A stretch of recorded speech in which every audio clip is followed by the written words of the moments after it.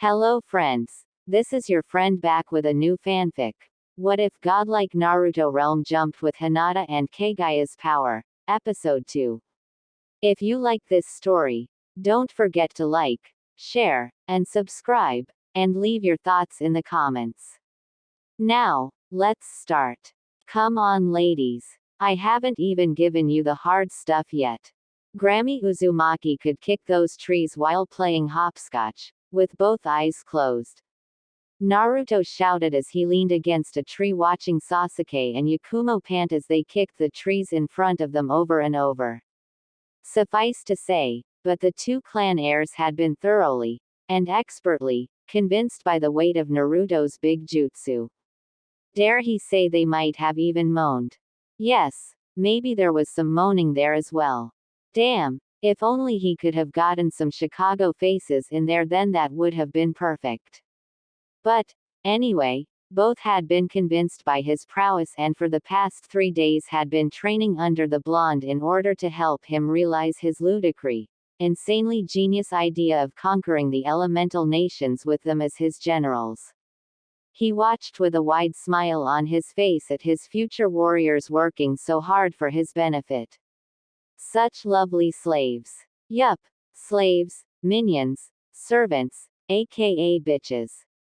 Naruto watched Yakumo begin to slow down. He rolled his eyes. You know, you could just heal her. I mean, the little meatbag appears to be suffering.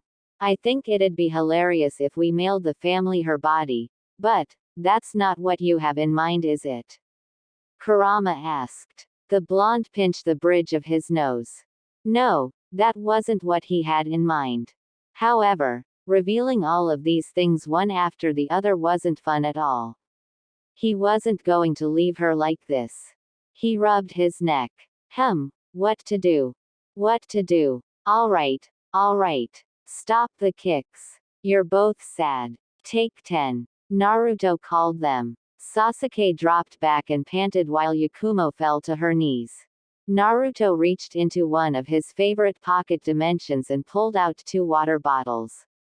He walked over to them and held the water bottles in front of their tired faces. Well, you don't want water. I'm sure you guys are thirsty. Come on. I'm being generous here. Are you going to snub my kindness? For shame. For shame. He criticized them. Sasuke growled, but snatched the bottle away. Yakumo took her own, albeit with her own glare as well. Naruto watched them relax. He then looked back at the trees they had been kicking for over an hour. He turned to face his 2 generals. So, how are the legs feeling?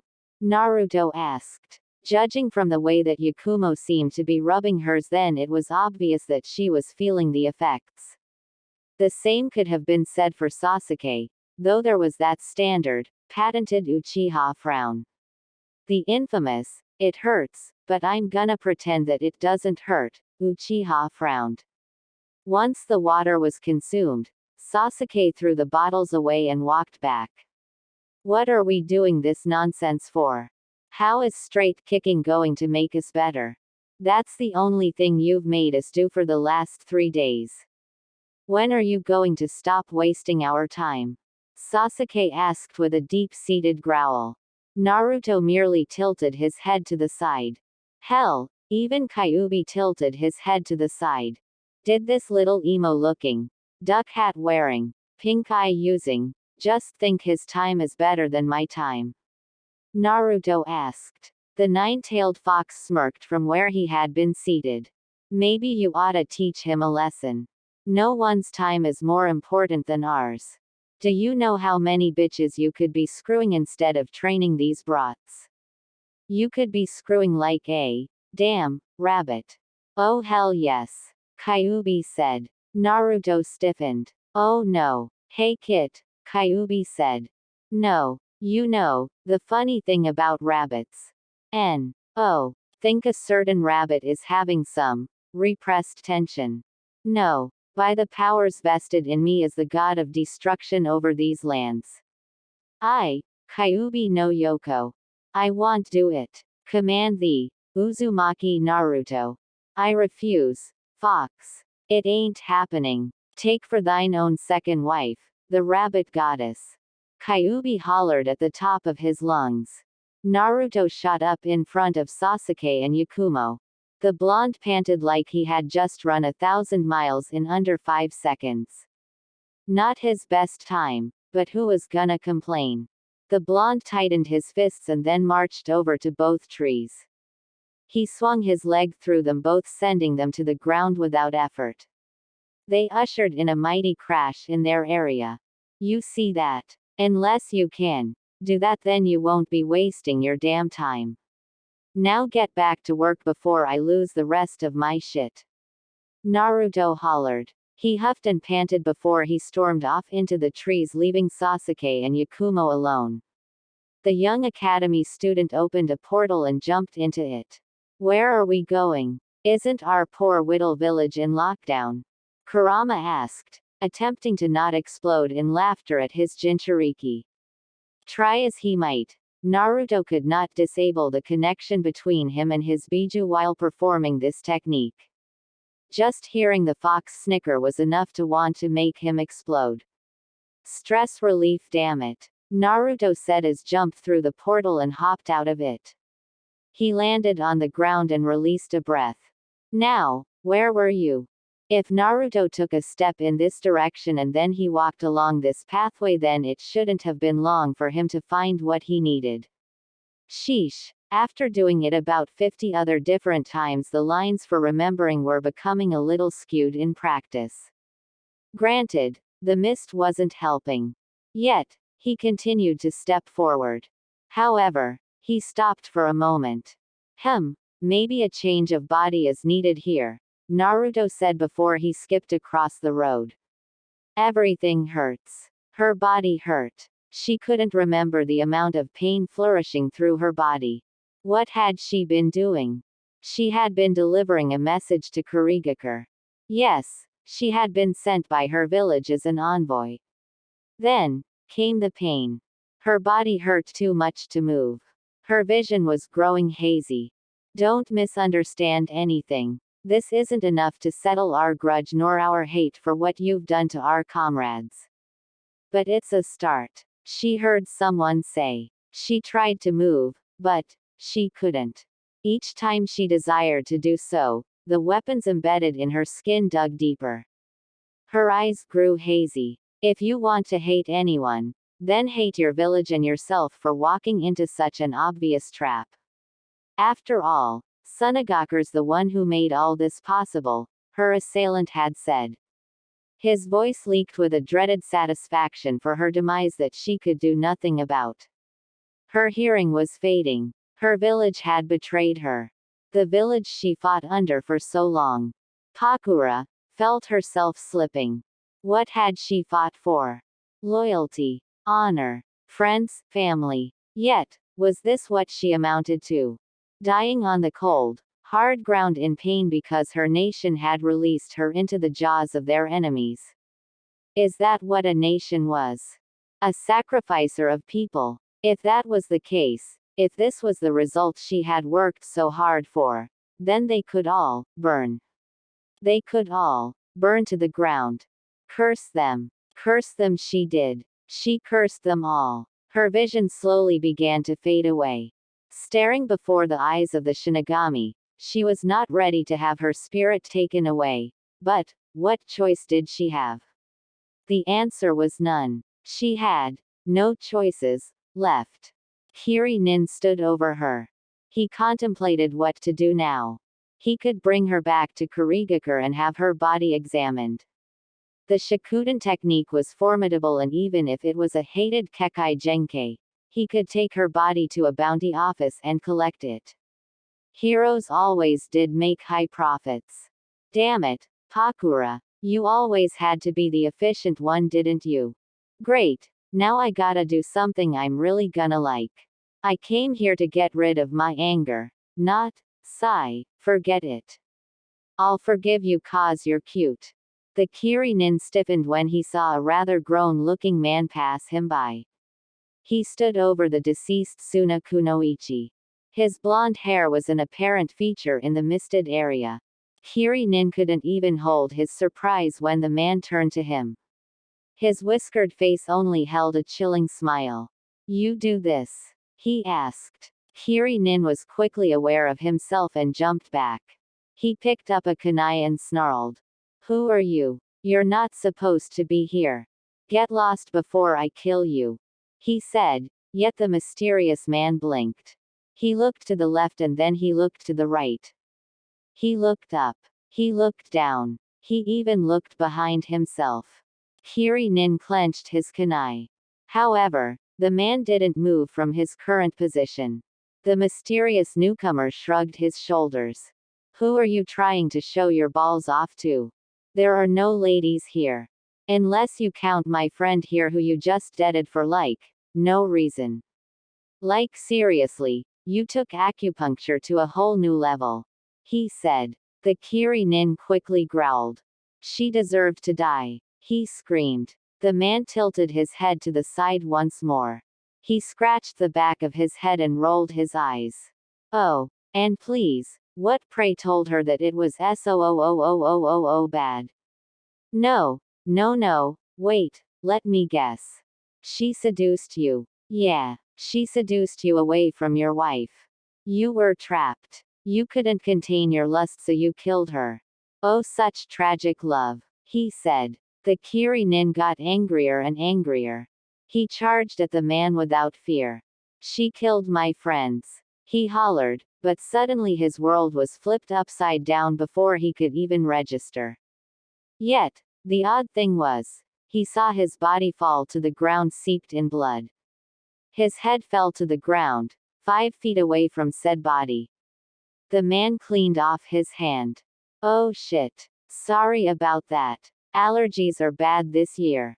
I'm allergic to bullshit. I mean, after all, your village helped orchestra the death of one of my teacher's friends. You don't see me killing you, for, oops," he said and rubbed the back of his head. He looked around and then at the head of the man he had just killed. "Uzumaki Naruto says no witnesses." He hollered and kicked the head, sending it far off into the distance. "Goal," he cried before looking back to the person he was supposed to be saving. "Technically, we're still saving her. We just have to say hello to an old friend. When was the last realm we saw her in?" "Realm 34. Kurama asked. Naruto shrugged his shoulders. How was he supposed to know any more? "Death. Shinigami." Naruto hollered into the air. The area grew cold and he felt the hard steel of a blade near his throat. "For thousands of years of laid dormant. Who has disturbed my MMMMPH?" The god of death coughed when Naruto grabbed her face and kissed her as hard as he could. Her eyes widened for a moment before she closed them and wrapped her arms around his hair. She could feel the way his tongue expertly worked with her own. She dropped her blade and her spectral body wrapped around his own. Both quickly broke and appeared with a hard smack of the lips. The Shinigami smiled happily before clearing her throat. "Whoa there. What kind of kiss was that? That was 5 minutes. Are you trying to get me pregnant? We're not even married yet," she said while Naruto folded his arms. "Since when have you cared about marriage?" he asked. She floated over him. "Since someone decided to, and I quote from the last realm, the Queen of the Dead. Which I am, thank you very much. You never even call anymore. I bet you've grown tired of my body." She wept. Naruto stilled and folded his arms at this display. "Don't act like I don't know you while I am sleeping. I mean, I enjoyed it, but you are not even innocent here," Naruto said. The Shinigami moved her head to the side. "Stupid, immortal body." She then sighed and straightened her frantic hair. "So, what's the goal this time?" The stupid fox asking for his ego to get inflated again, she asked. Naruto turned his head to the side. He took her hand and allowed her to enter his mindscape. She did so. She had been here many times. "It's not ego inflation if it's true," Kyuubi said behind his cage. The god of death rolled her eyes. Yeah, whatever you say, Fox. Temples, priests, and priestesses, oh my. She said. Kyuubi and Shinigami growled at each other while Naruto watched. Honestly, the blonde did not get the whole thing with these spirits even after dealing with it for so many realms. The two huffed and turned away. Alright, I'll do it. I'll give her spirit to you. But I want something too. She said. Naruto took a step back. She would have whacked him over the head with the handle of her blade if she wanted to at the moment. I want in. She said. Naruto raised an eyebrow. In? He asked. He watched her nod her head. Hell yeah. I want in. I want to go to the harem. You know, lots of mortals would love to have a literal god in their harem. You have no idea how long I've waited for you to go down this route. What finally convinced you? She asked excitedly. Naruto wanted to put his head in his hands. This was not going anywhere like it should have. He had done this to get away from the harem ideas. Now he had to try and charm the uncharmable rabbit goddess. He remembered the realm he had been in when she was still alive. How she fell for a guy like Tenji was beyond even Naruto's understanding. That would be yours truly, you stupid spirit. He owes me and he knows it, Kyuubi said. The Shinigami raised an eyebrow when she saw Naruto drop his head to the ground. She made a slight noise with her mouth, but she didn't comment further. Well, whatever. I declare myself harem member number 1. She said, and she quickly floated to the blonde and took him in her arms. Now then, how about we consummate our new lives together? She asked with a wide smile. Naruto stiffened before he changed back to his form as a 6-year-old. You wouldn't have an underage boy still not ready to hit puberty, would you? Naruto asked. She looked at him oddly for a moment before she smiled. Sorry Naruto-kun. You know mortal laws don't work on me. Plus, she leaned in close to his ear. I'm a bit of a shotacon, she whispered. Naruto's eyes widened. No, Naruto yelled as the Shinigami diabolically laughed along with his tenant. However, it wasn't long for Naruto to appear back in his adult body and step away from the Shinigami, but she only folded her arms. Oh please. I know. I wouldn't force you. I'd rather have you willing than anything else. Just letting you know, I call first dibs. Oh, and Cammy's gonna want to see you at some point too. You haven't said hello to her either. Anyway, here's the trade. She said, giving Naruto Pakura's spirit. The Shinigami then floated away, already imagining all of the things she would do to him when he was older physically. This left the blonde alone with one spirit next to him. I hate you, Naruto said. Kyuubi cackled in his ears, but the blonde quickly shut him out. He then pushed Pakura's spirit back into her body. With that done, he picked her up, opened a portal and took her inside. Pakura opened her eyes. A soft breeze flowed across her face. She leaned up and found herself in a very comfortable bed. She was surrounded by wooden bookcases, wooden tables, and a view of the outside which brought her sight to a fantastic forested area. She tried to move, but searing pain flew through her body, keeping her pinned to the very, very comfortable bed. Oh, you're awake. Awesome. She turned around and she stiffened when she saw her apparent host, without a shirt on. He appeared to be a tad sweaty from whatever he had been doing. He held a tray of inviting food for her. She wanted to say she immediately looked away, but she couldn't. He was very fit. He set the tray on a dresser next to her. Then the sun gleamed off him and she was not sure whether to look at the food or look at him or both. He noticed her gaze and smirked. Ah, sorry about that. Busy day chopping wood and taking care of the forest. You know what they say, busy hands make for a busy day, he said warmly. Pakura was not sure what she could say, or if she could even say anything. Luckily, the man moved on. Unlucky Kiri Nin. Am I right? Imagine my surprise when I'm tending to my things when I see a beautiful woman like you lying injured on the ground and a little cuckboy like that dancing over you like he just won the lottery. Hope you weren't planning any revenge on him. I saw you still breathing, so I had to rescue you. No woman as beautiful as you deserves to die on the ground like that, he said.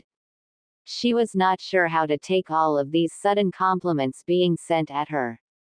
As far as she knew, no man in Sunagakur had called her beautiful. Admittedly, she never would have given them the time of day if they did, but the point still stood. Even now she couldn't resist the deep scowl on her face when she thought of Suna. How she would like nothing more than to get revenge on them for what they had done. The man noticed her look, and plucked her in the head, which surprised her. Whoa, that face is too cute to be angry. Forget your situation for now. I bandaged you as best I could. You have some cracked ribs, and you had some internal bleeding. Hell, you even had a punctured lung and heart. You also had some other broken bones, but nothing I can't fix. Still sorry, you won't be moving from that bed without help or strong medication for at least a month. I made you some food, but since you can't move, I guess I'll be attending to you for a moment, he said. As much as any shinobi training would have liked to take prevalence here and the kunoichi take matters into her own hands, she was aware that she was completely at this man's mercy. His blonde hair swayed in the wind and the birthmarks which resembled those for a fox widened upon his smile.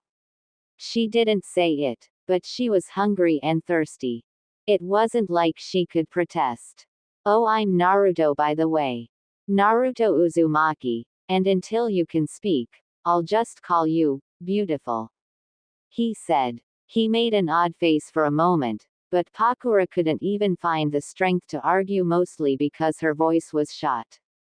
So, she resigned herself to this, very unusual, if generously, yet ultimately humiliating, treatment. Naruto sat her up and fed her the food, which she admitted was very good. Once this was done, she found herself getting sleepy once again. Naruto gently rested her back. Please, rest for now. I'll come and check on you later. Hopefully, I'll have some medicine for you when you wake up. Sleep tight, beautiful, Naruto said as he took the tray and walked out. Pakura fell asleep. As much as the man was corny in his compliments, they did make her smile. It wasn't long until he closed the door. Phew, that was too damn close. I forgot I even had this dimension. Remember when I found it the first time? Good thing I still remembered how to do Mokuden techniques. I barely finished the mansion in time before she woke up. Well, at least I have her away from people, he said. Still, what was with the beautiful comments? I mean, I'm down giving you harem member number 4. She looks like she knows some good actions, but you do know we shouldn't keep her in this dimension forever, right? Kurama asked. Naruto easily agreed with that. Yeah, but why not let her stay here for a bit? She's supposed to be dead anyway. Plus, I'll admit, when I was friends with Maki in another of the realms, she showed me a picture of Pakura. She really was beautiful to me. Unfortunately, she passed and I was dating Matsuri-chan at the time. Sigh, I do miss her sometimes, he said. Kyuubi rolled his eyes, but he didn't say anything. Naruto quickly washed the dishes and closed the door to the house. I don't think she'll wake up until maybe tomorrow morning. Hell, she could wake up tonight. Oh well, I'll just leave a clone just in case, he thought. He quickly made a clone and gave it orders. He then went on his way. Time to return to the kiddies. Naruto hopped out of his portal and returned to Sasuke and Yakumo panting on the ground. He shook his head at them both and their sorry states. He looked at the trees. It looked like they had made marginal progress though. Alright, I guess that's enough training for today. You guys did good. If I was a parent, who didn't want children but got them, I would be immensely proud. He said. They were too tired to reply. He clapped his hands and then he held out a bag. Good work. Now then, on to your prizes for the day. For working so hard, I'll give you both some more things to learn. Sasuke, here's a lightning scroll. Yakumo, here's a genjutsu scroll. Along with some other books. Naruto said, dropping them on the two. Sasuke picked one up and then another. Why is one of these books called How to Get Over Emo-ness for Beginners? Another is called Developing a Personality for the Emo. Sasuke asked. Naruto shrugged his shoulders. Come on, we all can admit that Uchiha Sasuke had no personality. Come on people, look at him. It was like looking at a living statue that did nothing, but frown like statues do. How this idiot got married was beyond Naruto. Because, like it or not, Uchiha, people don't wanna see you brood the whole time like a poster child. If people wanted to see brooding, then they would go to the land of Wave right now. Also yes, we'll be taking a trip there in a few years, so we gotta get you guys up to snuff. Bye-bye, Naruto said and began to walk away. Sasuke and Yakumo were now left on their own to pick up the books and supplies Naruto had given them. If only they could burn him to cinders, but they had to get back home. It was almost night time and Konoha was going into lockdown. Why? Because someone bombarded the village training grounds with stones the size of mountains. Oh gods above, WHO could have done that. Meanwhile, Naruto whistled in the streets. He ignored the looks of hate sent his way. Honestly, these people were going to have mega wrinkles when they got older, but that wasn't his problem. As far as he knew, Kurenai and Asuma weren't in a relationship yet. As Naruto was aware, they generally got their relationship whatever going around the time Sasuke got mined by Itachi. That was still a couple of years off. Still, how could Naruto as a 6-year-old get someone like Kurenai, most likely in her early 20s? Good afternoon, Naruto-san. A pleasant day for a walk, isn't it? Naruto glanced up from his thinking to see Kairi, Saiga, and their son smiling at him. Naruto gave a glance at their emotions. They were still a bit tense, but they definitely seemed to be coming around. Yo Saiga-san, Kairi-chan. It sure is a good day for a walk. I'm glad your son's better. I hope I'll see him in class in a couple of days. I bet it'd be really cool, Naruto said to them. Both parents quickly agreed. Saiga gave his son a small pat on the head. He grinned at them both and then at Naruto.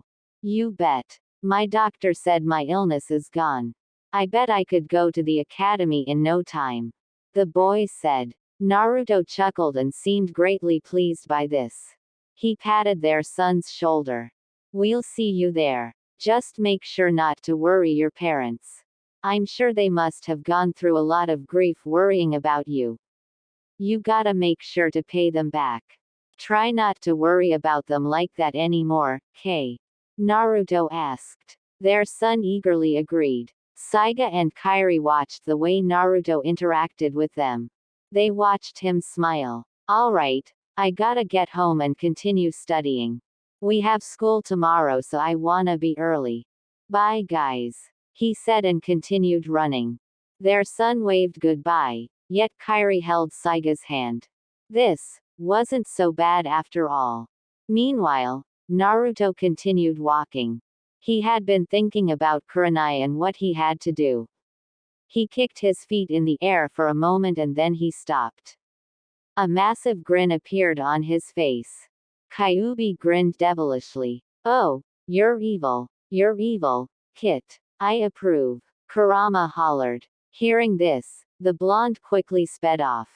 If he was lucky, then this realm's Kurenai still had a similar taste to the old one.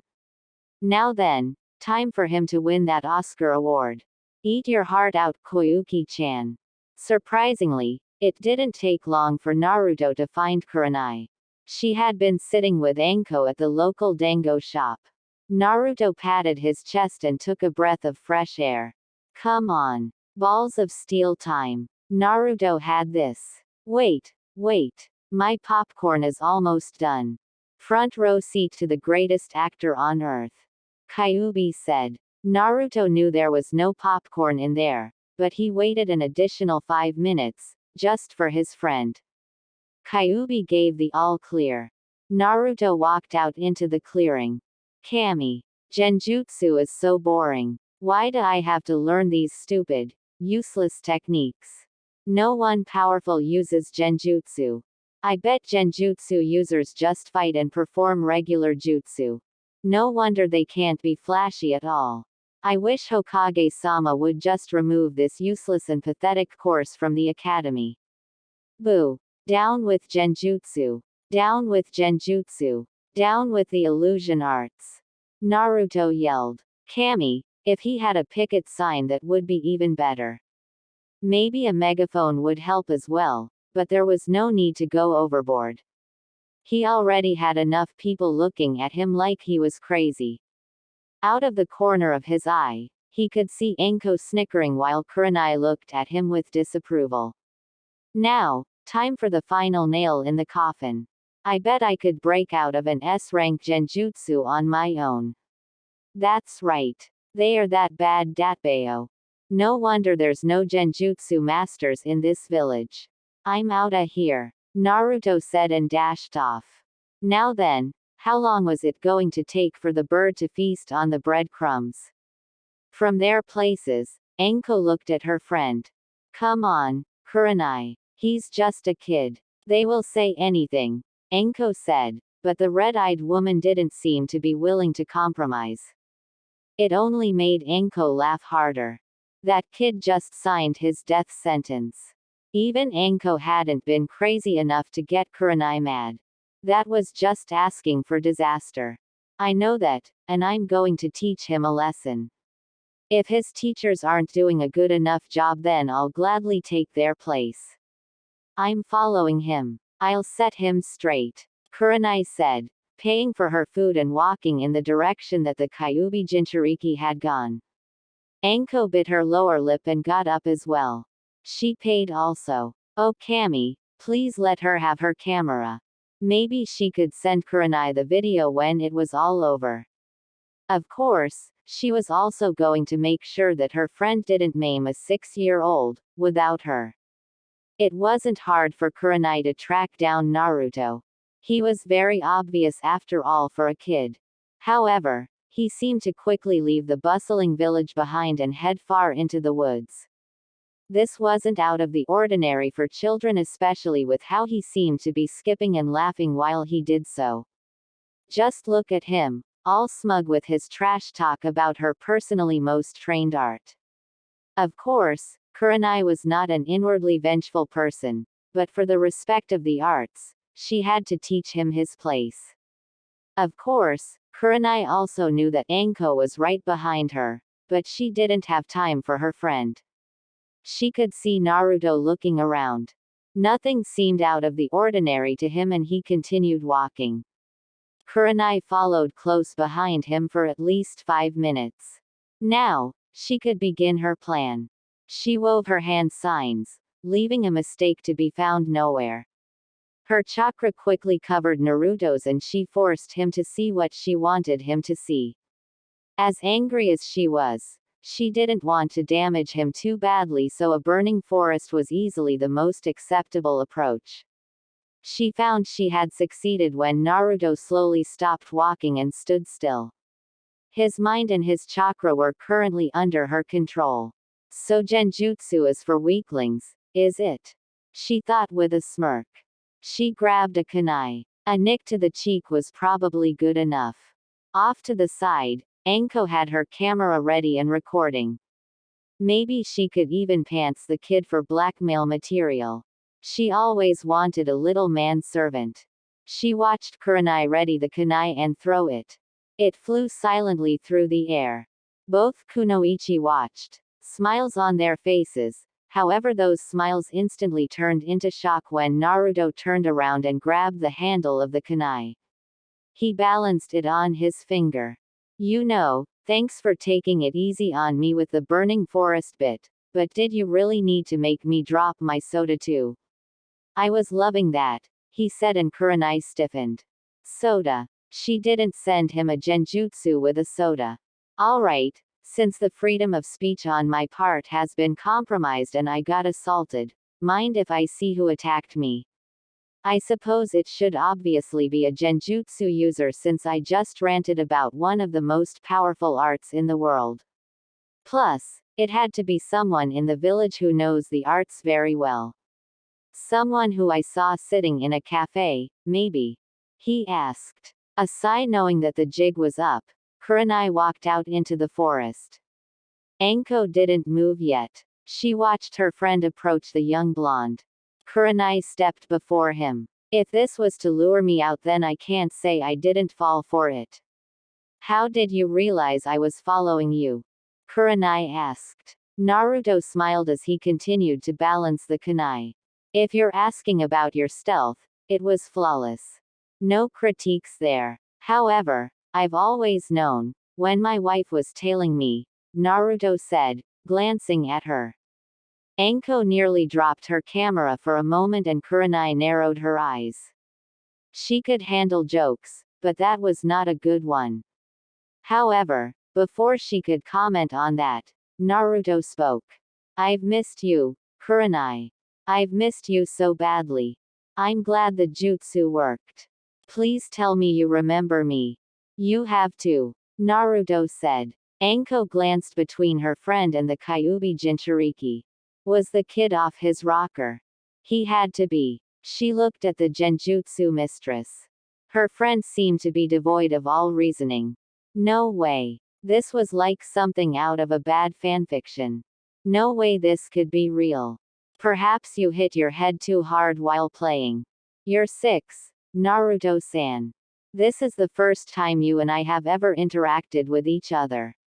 I think you've had enough playtime, Kurenai answered, but she saw his crestfallen. He balled his fists and shook his head. He took a step back. He placed his head in his hands. No, this wasn't supposed to happen. Did the jutsu malfunction? It couldn't have. I made sure it worked, Naruto said. He couldn't think. He couldn't breathe. He turned to her. Kurenai didn't want to say that a child shook her, but the look of intensity in his eyes made her take half a step back. He fell to his knees and punched the growl with a loud yell. You really don't remember. You were supposed to remember. You don't remember our son. You don't remember our daughter. You honestly remember none of it? Naruto asked. Kurenai opened her mouth and then closed it. No, that wasn't possible. She was pretty damn sure she didn't have children with a 6-year-old child. The very notion was ridiculous. So why was he talking about it so passionately? Naruto stood to his feet. No, I won't allow this. I might be stuck in this 6-year-old body, but I'll be damned if I can't show you the man you honestly, and lovingly, gave your heart to. The young blonde said and slammed his hands together. A surge of chakra came over the area. Anko closed her eyes. No way, a kid couldn't access so much chakra this early. What was going on? Even Kurenai couldn't keep her eyes open as the light from the chakra was too much to let her see. However, the light didn't settle for long and both kunoichi were allowed to lower their hands and open their eyes. Anko dropped her jaw, and Kurenai shivered. No way this could be real. He couldn't be telling the truth. Kurenai dropped her arms when she saw the sharp, yet soothing blue eyes of Naruto Uzumaki. He easily stood taller than her. She was not aware of the cape he wore, but it looked very majestic. His blonde spiky hair had been pulled back into a short ponytail. He reached into his pocket, but he stood before her. Kurenai, discreetly, attempted to dispel this illusion before her, but it did not work. Everything was real in front of her. The red-eyed woman felt like she was losing her nerve. No way, she couldn't have been married, and to the container of the Kyuubi. But, why did he keep looking at her in this way of strong familiarity? Anko pinched herself hard. She wasn't waking up. She even slapped herself, but the pain on her cheek was evident that she was not dreaming. No way. How could a 6-year-old suddenly turn into a god among men? He was even hotter than anyone she'd been with. Anko felt her hands drop her camera. She couldn't even remember what the definition of photos were at the moment. Naruto stood before the woman in front of him. I can't stay in this form for long. It's using the chakra from my old body in the future and my new body can't accommodate it yet. I don't know why you don't remember me, and it hurts, but I'm fine with that. I refuse to lose you again, Kurenai. I refuse to believe the mother of our children could forget them so easily. But please, you should at least remember this, he said, holding out an amulet. He took Kurenai's hands and opened them. He dropped the amulet in them and turned around. It was really great to see you again, Kurenai-chan. You're still as beautiful as you were the day you told me, yes. Naruto said before turning around. He then directly looked in Anko's direction. He winked at her before he vanished out of sight. The purple-haired woman who had been spying on them both averted her eyes for a moment, but once he was gone, she quickly walked down to her friend. Kurenai, are you all right? Anko asked. Her friend didn't answer her. She just stared at the amulet. Anko looked over her friend's shoulder and dropped her jaw. In the crest of the amulet was a small picture of Kurenai smiling with 2 children. They were all standing for a family picture. Her arms wrapped around their bodies. They both gave their brightest smiles with her. Naruto was laughing with his head on her shoulder and his arms around her waist. She could see a ring on his finger. There was one on hers as well. Anko stared at the picture. She turned to her friend, worried. Kurenai's face was oddly blank. What was she supposed to think when she saw this? On his own, Naruto turned back into his 6-year-old self. Using yin release on the fly is still hard. I almost missed my window. True, this isn't the way I thought I would get her, but it's a dealt hand and I'm not reversing time again. We'll see where this takes us, Naruto said with a nod of his head. Kyuubi smirked to himself, but he didn't say anything. This was the greatest show on the planet. So what now? Kyuubi asked. Naruto scratched his chin. Pakura was going to be resting until tomorrow. Kurenai was going to need to gather her thoughts. His 2 generals were probably aching after the day, and school was closed until the lockdown had been lifted. What to do? What to do? Naruto smirked. Kurama grimaced. No, desist. I command yo. Sorry sir, but the current caller is not available. Please leave a voicemail after you hear the maniacal laughter. HMHMHMHHia hey hey ha ha ha ha ha ha ha. Yes, with Uchiha Itachi within our ranks, we are one step closer to completing the Akatsuki.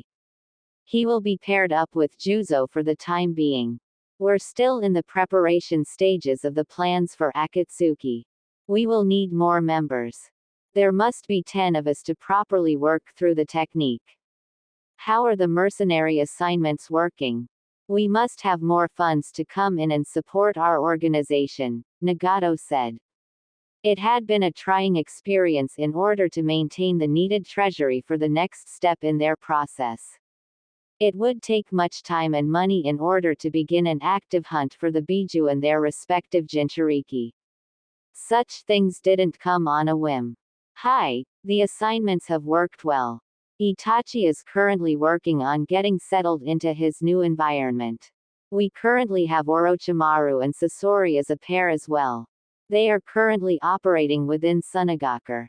However, as expected, we must keep an eye on Orochimaru. His ambitions are never-ending, the woman, Conan, said next to him. Nagato relaxed for a moment. He will be dealt with if he becomes a problem. Where is Zetsu currently? Nagato asked, which had Konoha holding up a separate piece of paper. Currently, Zetsu has been stationed in Kurigakure. However, we're soon expecting him to reach the other 4 nations. We have some minor villages in mind as well, but you asked us not to spread ourselves too thin. We have completed at least 20 assignments in the last month, she replied to him. Nagato gave a firm nod. Good, that was actually how he wanted it to be. Suddenly, a massive crash blasted the door to their meeting room clean open. Conan and Nagato quickly acted in defense of their opposition. However, they did not expect singing. I'm on the road to Viridian City. Meet my friends along the way. I'm on the road. We're on the road to Viridian City. I got a badge and the power to play. Gotta get there. Along the way, gotta get there. Viridian City. WOOOOO. The singer and intruder stopped their song and walked into the room. He waved the dust and dirt out of his face. Wait, this isn't the ramen festival in Nadeshiko village. Damn it, Shizuka. I knew I should have taken that left turn at Kusagakure. Where am I? I think I stumbled upon plans for world domination. Wait, that's my shtick. Who's muscling in on my dreams and aspirations? Naruto Uzumaki's gonna kick your ass. Naruto shouted as he came from the smoke. He glanced forward, and he noticed Conan and Nagato staring at him. The blonde blinked. He looked up. Oh, he was at the base of the Akatsuki. Oops. Anyone for chess? Naruto asked sheepishly. Kurama snickered in his cage. However, it wasn't long for both Jinchuriki and Biju to see themselves surrounded by explosion tags of paper. Oh right, Conan controlled paper. How could the blonde forget one of his previous wives' signature ability? Then again, in the last realm, Conan had been killed by Tobi. Naruto might have had a bit of anger at that. Just a bit. The tags exploded around Naruto's body while Conan and Nagato watched on. Both watched the flames spark at the other side of the room. Conan, check security. I want to know why and how an intruder was able to get into our village without anyone noticing. I want the entire village on lockdown. He could have sent reinforcements. I'll have Zetsu examine the body. For now, I'll settle it in one of the rooms, Nagato said, his eyes cold upon the location where the explosion had just happened. Conan quickly agreed without hesitation. However, both stiffened when an arm wrapped itself around their shoulders. Naruto whistled. We should probably store it somewhere cold. The burn marks from the explosion are probably going to make it hard to decipher the intruder's origin. We could store him outside and in the water. If we fill up a black bag with cold ice and cold water and then coat it in chakra, then we can wait till he comes back. I think it's a good plan. How about you guys? He asked, smiling as they turned to look at him. Nagato grabbed Conan and jumped away from the blonde. Naruto tilted his head to the side. Something I said. My breath stinks. He asked. They did not reply to him. So, he survived the explosion. The diva path which Nagato used quickly let go of his companion. The path glared at Naruto as did Conan. However, Naruto didn't seem to find them interesting. Right now, he was surveying real estate. Who are you? How did you get here? Nagato asked. Naruto held up a finger for silence. He looked over the place a little more. He swiped a finger on the walls. Dirty, as usual, as expected of God and his angel. This could make a good tower for his empire. No, maybe it could be one of the religious temples. You're God, aren't you? Aren't you supposed to be all-knowing and all that jazz? You also don't seem to have glorious tits and a tight. No, you can't be Cammy. Oh, sorry, that was probably rude of me. I just knocked your door down. Yo, my name's Naruto Uzumaki. Nice to meet you again, Nagato. You too, Conan-chan. Naruto said with a wave. The diva path and Conan frowned. They did not remember the one in front of them. Reports had stated that Uzumaki Naruto was in Konoha. He was also the Jinchuriki of the Kyuubi no Yoko. Plus, he was supposed to be 6 years old.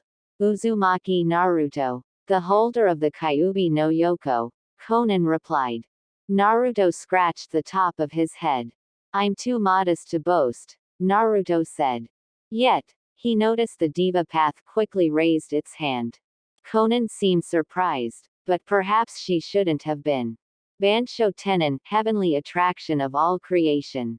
He called out. Naruto felt the immense pressure of the technique used upon him. He gasped when he sped towards the outreached hand of Nagato. He flew across the room at great speeds and Nagato was prepared to catch him. Yet, Naruto swung his body which pulled the center of his gravity from Nagato. He glanced up and collided with Conan.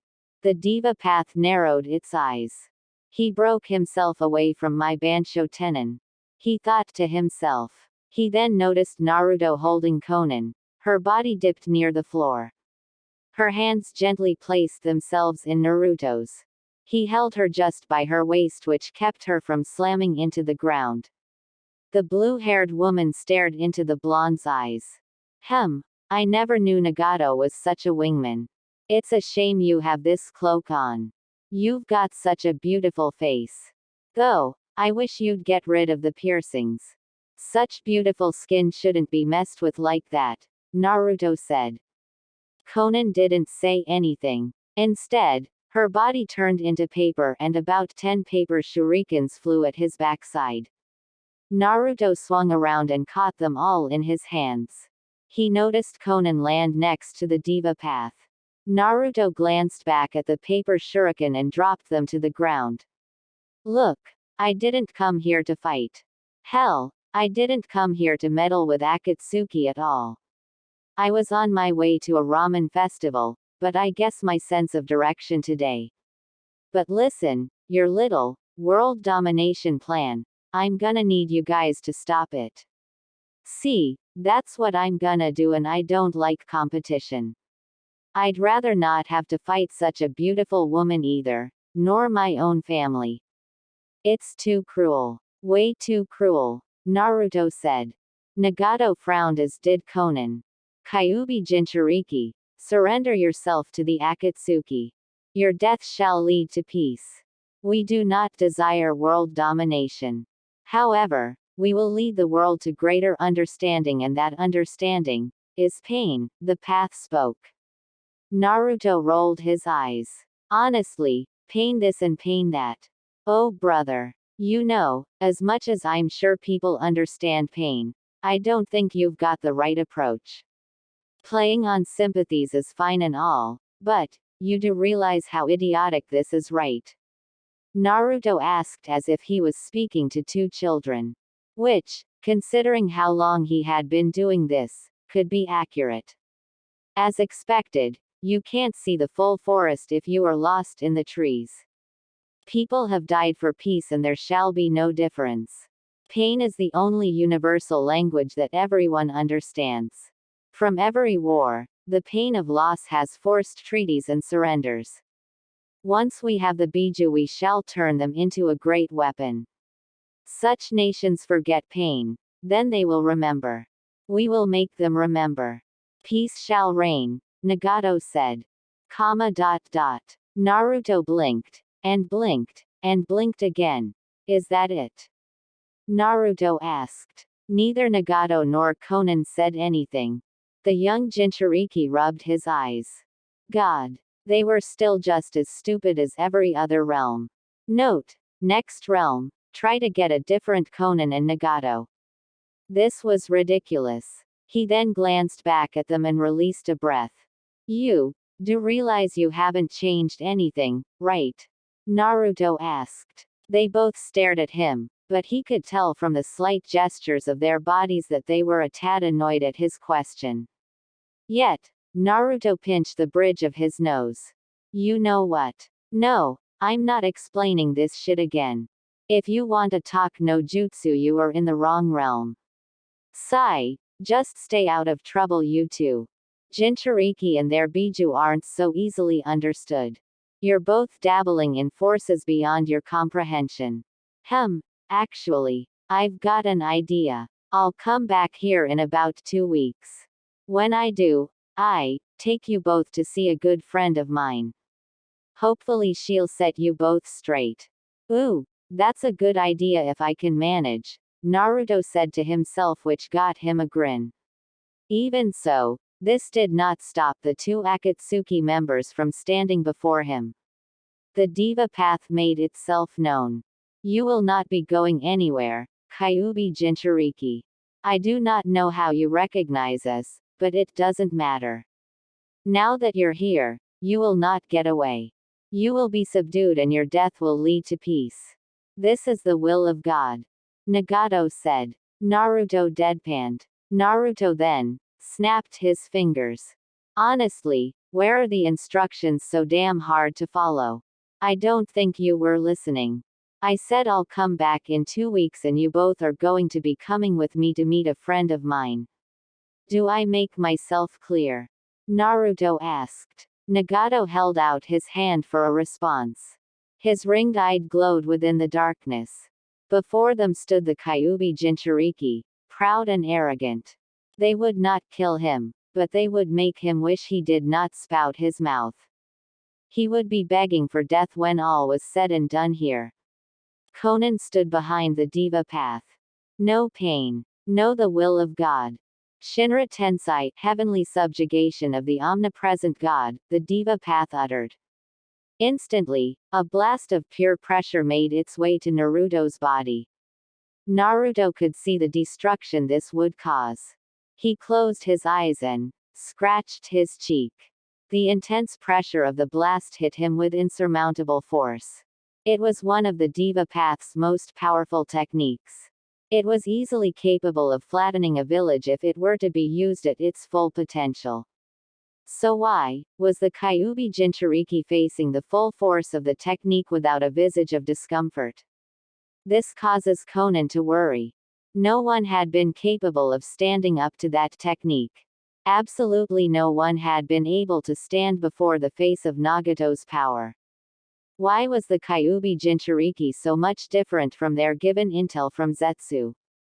He wasn't the age he was supposed to be. He wasn't in the village he was supposed to be. He was more powerful than he was supposed to be.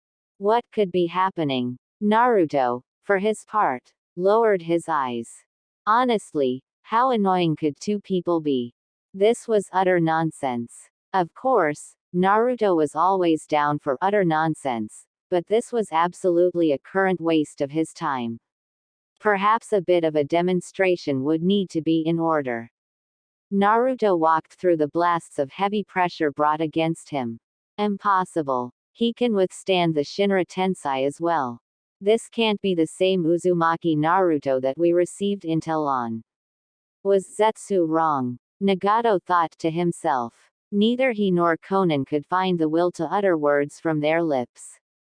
No matter how much chakra the diva path poured into the technique, it did not matter. Holding out his hand, Naruto grabbed the diva path. The technique instantly stopped. The diva path did not speak. Naruto closed its hand and patted it on the shoulder. 2 weeks. Don't forget, Naruto said with a grin. He then, in an impressive burst of speed, appeared in front of Conan and took her hand. He leaned over and kissed it.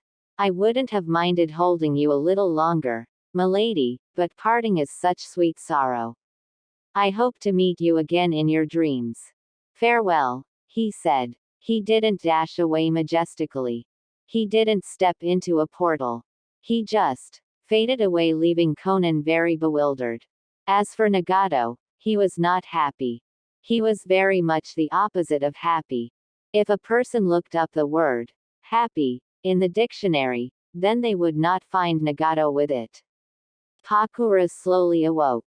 It was dark outside from what she could see. Her vision was a tad hazy and her entire body was sore.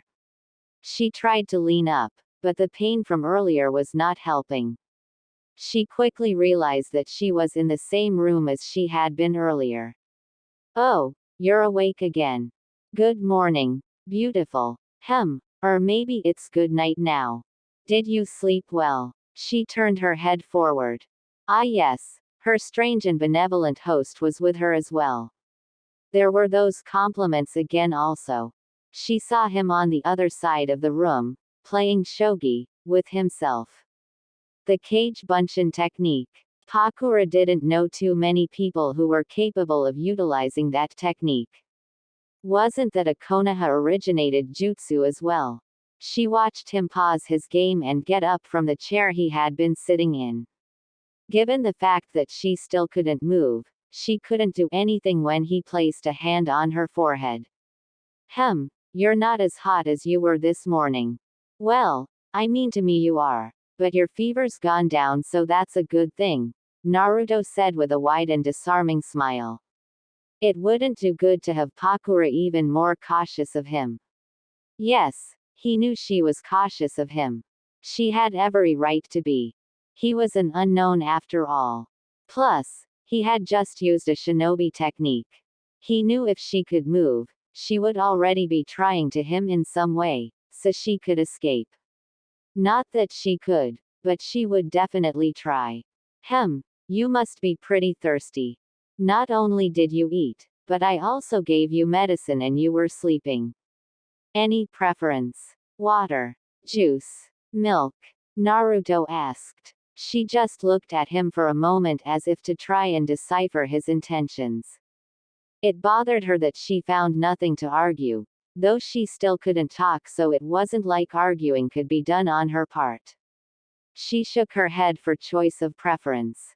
Not like she could state that she hated milk anyway. Excellent. I'll be back with some ice, cold juice for you, he said. He disappeared for a moment, which left Pakura to contemplate her thoughts, such as where she was, who her caretaker was, if he was dangerous, and if those compliments were ever going to fade away. Naruto returned with a single glass. He slowly leaned her up. It's watermelon juice with a hint of apple cider. A classic in my case. Hopefully, the cider will clear up your throat. I'm sure you've got questions. For now, ask 3. We don't want you overusing the muscles in your throat. I should probably change your bandages as well. Can't have those wounds opening up, he said. She didn't say anything. What could she say? He held the juice to her lips and slowly poured it down her throat. He made sure that she didn't choke and lifted her head up to do so. The cider burned her throat, but she must have drank it faster than she thought because the experience was over. It was tasty to say the least. She coughed for a moment and Naruto settled the glass on the table. Where am I? She asked. Naruto tilted his head to the side.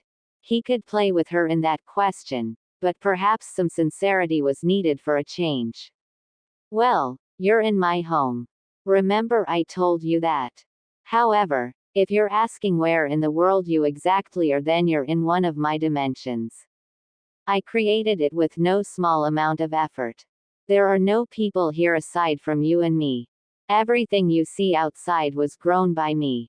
It's kinda like my home away from home. It's for when I'm sick of the world and this fake treaty nonsense it's got. Especially sacrificing beautiful women like you, he said. Pakura closed her eyes. Oh God, the compliments again. Why do you keep calling me that? She asked. Naruto smiled at her. Well, you haven't been kind enough to tell me your name, so I told you I'd call you what you were until you gave me said name. So, what's your name? Naruto asked. Pakura turned away from his smile. It was too trusting. Kura, she replied with a bit of trouble. Naruto quickly went to retrieve some more juice and gave it to her. He helped her finish that helping as well. Pakura-san, the hero of Sunagakur. Damn, you're even more beautiful in person. I read the articles about your achievements. You worked hard for peace. Nice. Whoa. Naruto's eyes hardened when he could feel the negative emotions coming from Pakura's body. Yeah, she had just been betrayed for that peace.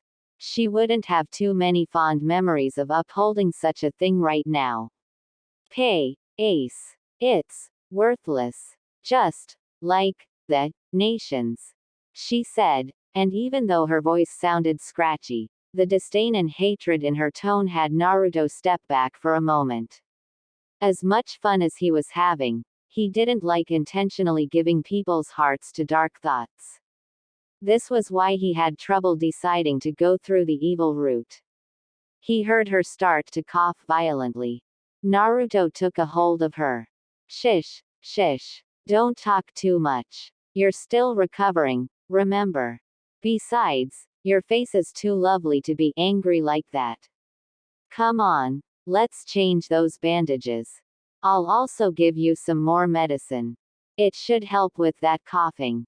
Sorry, please deal with the discomfort for a moment, Naruto said, and he slipped his arms under the covers. Surprise exploded through Pakura's face when her host picked her up into his arms. I don't have a wheelchair, so this is the most convenient method. I'll try not to irritate your wounds. Hang on tight, Naruto said, and he began walking. Pakura could feel her long legs dangling. This was utterly mortifying. How could she explain away this sheer embarrassment and humiliation?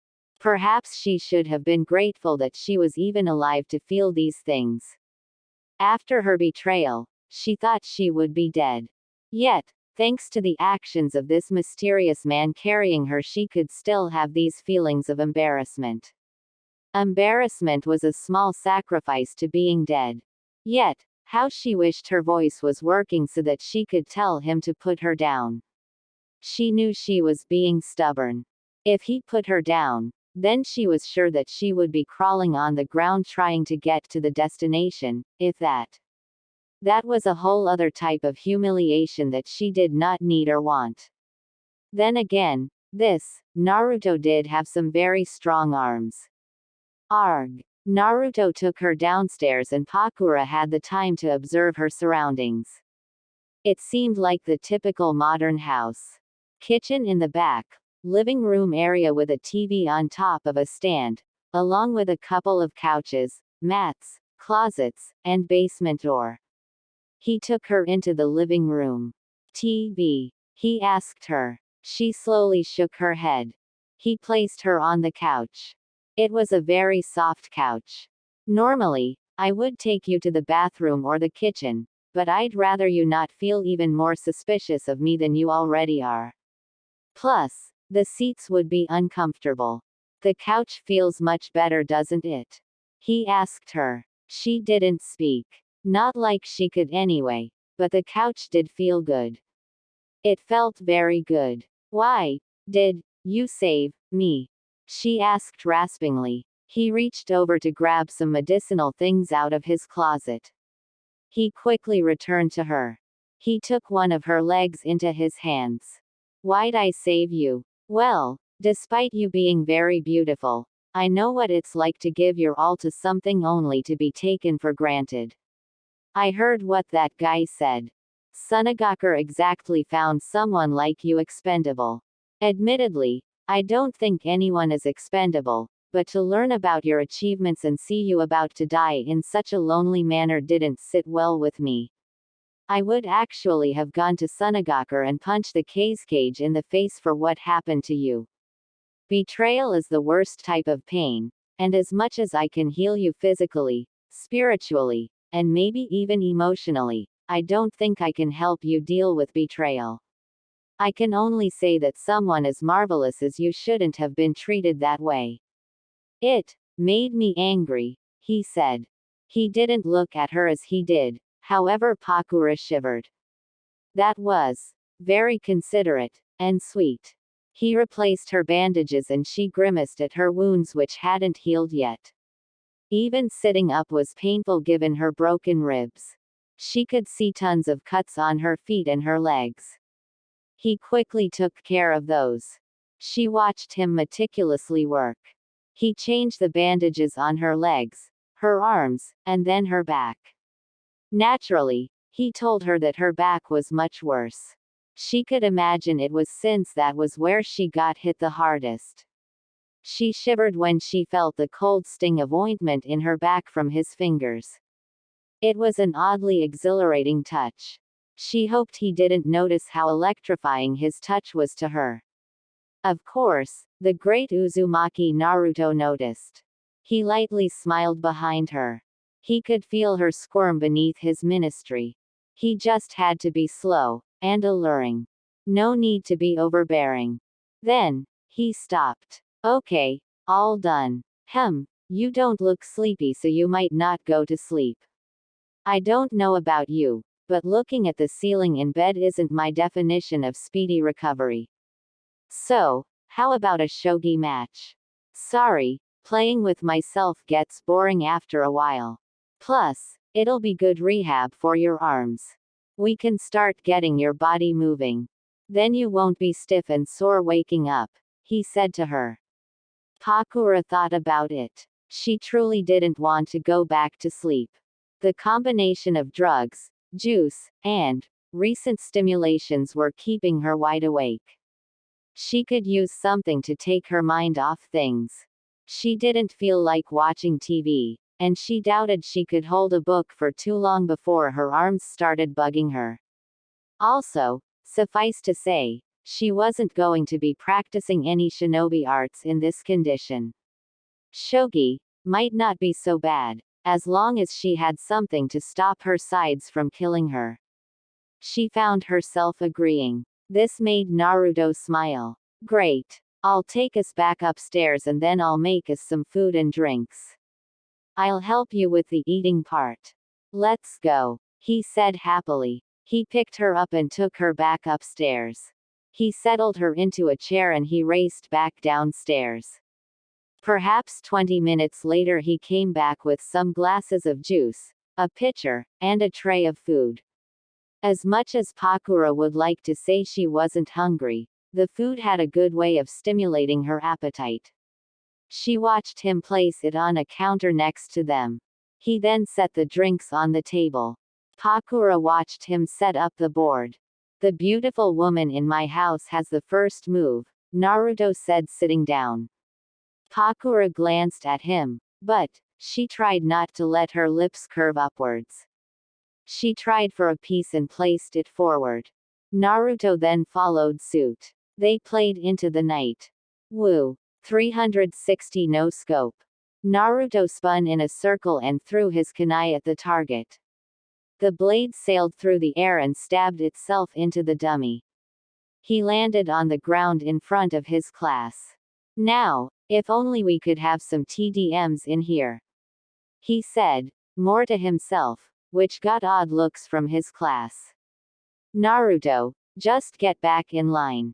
You did good, Iruka said with a tired sigh. The first day of the school being open after large stones fell from the sky causing almost irrevocable damage to the village, and Naruto already had to show off. Though, it did make the Chunin happy to see the blonde as full of life as he was. That didn't mean he wasn't still wary of the boy. Quite showboating Naruto. It's other people's turn, Sakura said to him. Naruto brushed his hand through his hair and laughed. He started walking back to his spot from the group. No, actually even better than that. He walked to a tree and jumped up to one of its branches. He rested himself below the masses. Yeah, I suppose you're right, Sakura. Why showboat the truth? I suppose after these have gone then the bees go next. Talk to me when it's over, Naruto said and closed his eyes. However, he kept a small glance on Sasuke just for some more reference to the training. He had enacted several plans at once and had gotten barely any sleep. Pocket dimensions were good for that type of thing. Plus, he had been playing shogi with Pakura until she went to sleep, so he was thoroughly drained. Plus he had been doing his village side quests, as he liked to dub them. He would have liked to think that his representative had increased just a tad since his time with Saiga and Kairi. Class time must have been a blur for Naruto, because by the time he was even aware of his surroundings, he was with Sasuke and Yakumo in the training ground. They both seemed to be waiting for him. He released a breath. Alright, here's what we're gonna do today. I noticed you both limping when you came here. That's good. It tells me you've been practicing back at home. But no kicks today. I'd rather not break your feet. We are 6 after all, Naruto said. He scratched his cheek for a moment. He looked at the trees around them. Alright, begin your warm-ups like I taught you. Once those are done, you two are going to play a game with me, Naruto said. Yakumo and Sasuke glanced at each other for a moment, but they went through their exercises. The blonde jumper continued to watch the heir to the Kurama clan struggle. Right, there was that to think about as well. He took a breath and leaned up. Yakumo, come here, Naruto said, reaching into his pocket. She stopped and came up to him. He gave her a small bag. Here, take these at least once a week. There's enough in there for 4 months. These should help your body out for a little while, he said. Yakumo opened the bag and pulled out a pill. It was a solid green color. She had never seen such a pill before.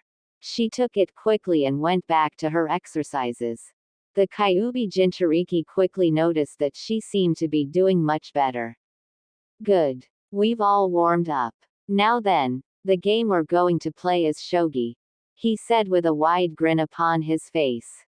Sasuke and Yakumo blinked when the blonde produced 2 shogi boards. The Uchiha heir growled. This was so stupid. How was he going to beat Itachi like this? This was the biggest waste of time imaginable. He didn't care how strong Naruto was. He didn't have a need for this farce. He turned to walk away. He had enough of this. Unfortunately, for the Uchiha, Naruto easily saw those thoughts. Hell, he knew Sasuke was going to think them before the blonde even brought the boards out. Does Satsuki-chan not like games? Well, don't worry Sasuke. I promise this isn't a waste of your time. This is actually going to be the most intense game of shogi that you two have ever played, Naruto said. Yakumo and Sasuke frowned, but the latter was a lot deeper. I didn't come here to play games. I came here to get stronger, Sasuke argued. However, Naruto plucked him in the head with enough force to send him to the ground. The Uchiha massaged his forehead and snarled at the blonde in front of him. The realm jumper placed a hand on his hip. Trust me, Sasuke. If you can't do this exercise, then I'll kick you to the curb as my general's faster than I missed my Ramen Day festival, he replied with a laugh. Sasuke was absolutely determined to prove that Naruto was insane in some regard. However, he pushed himself up and walked back to Yakumo. He folded his arms angrily. Still, Naruto walked back with them. Good. Now then, before I was rudely interrupted from giving my grand and gloriously genius exercise. We're going to be playing a shogi game. You two are against me at the same time. If by some miracle you beat me, then I'll give you guys a great reward. Oh, and just to let you know, the fire's not going to die out until we finish both games, Naruto said, the smile on his face darkened. Yakumo and Sasuke still. Fire? Yakumo asked. Instantly, a ring of flames surrounded them. Yakumo fell back against Sasuke. The 2 young shinobi in training looked all around them. The walls were too high and it was so hot. They could feel themselves start to sweat. Insane. He was definitely insane. They turned back and saw Naruto whistle as he sat on the ground. He placed the boards on the grass. The walls of flame inched closer. Well, you're going to be shinobi. You're also going to be my generals. You'd better be ready to fight with your lives on the line, he said. He offered for them to get seated. It wasn't like they were going anywhere anytime soon. Sasuke and Yakumo stared up at the bright blue sky. Their short breath escaped their bodies. Around them lay the charred remains of burning ground, along with 2 shogi boards. Well, I think that warmed us up a bit. That's a good one, isn't it? Naruto asked with a bright smile on his face when he saw the 2 shogi boards having 2 completed games. Naturally, he didn't want to bring them both back, so he allowed them to live, for this time. As much as he loved the Shinigami, she was still very busy. As much fun as he also loved to have, he didn't want to impose on her too much. That was for later. He quickly sat in front of his 2 traumatized victims. Well, maybe not traumatized. Maybe the better word was pranked. Yeah, that was a much better word than traumatized. Obviously, Naruto wasn't a sadist. He wouldn't intentionally traumatize someone. Would he now? Ahem, well, I would congratulate the 2 of you on beating me, but I'd rather not explain to Gigi why I have 2 barbecued clan heirs with me.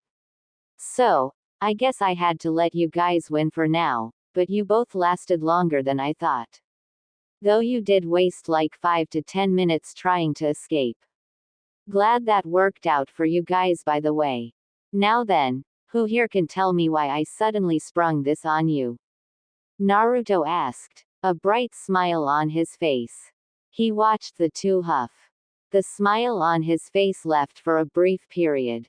Oh, was this the ignoring game? Oh, he had perfect answers for that type of game.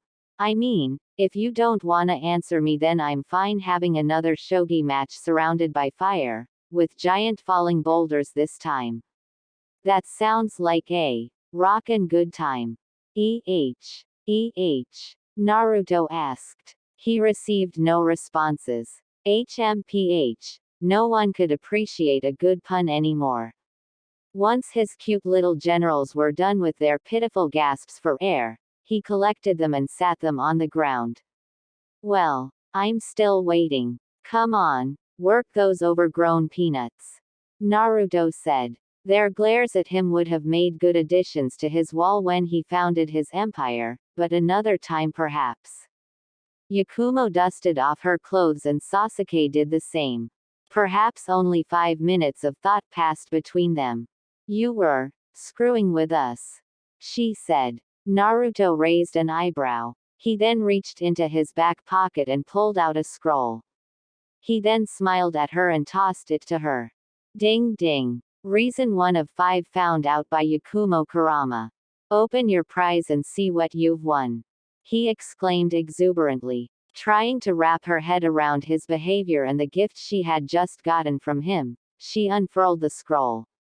She was quickly surprised to see the instructions for a C-rank genjutsu technique complete with a chakra training manual for said technique. Now don't go practicing that yet. We still have a couple more weeks left before we get to the good stuff. Now then, we still have 4 more rewards to give out. Uchiha Sasuke, come on down and play. Can you guess what Uzumaki Naruto was thinking? Only when those words were uttered did Sasuke and Yakumo hear cheers in the form of Naruto with his hands over his mouth. Yakumo noticed Sasuke seemed to be getting angrier and angrier. However, he decided to answer anyway. You wanted to see how we would do under pressure?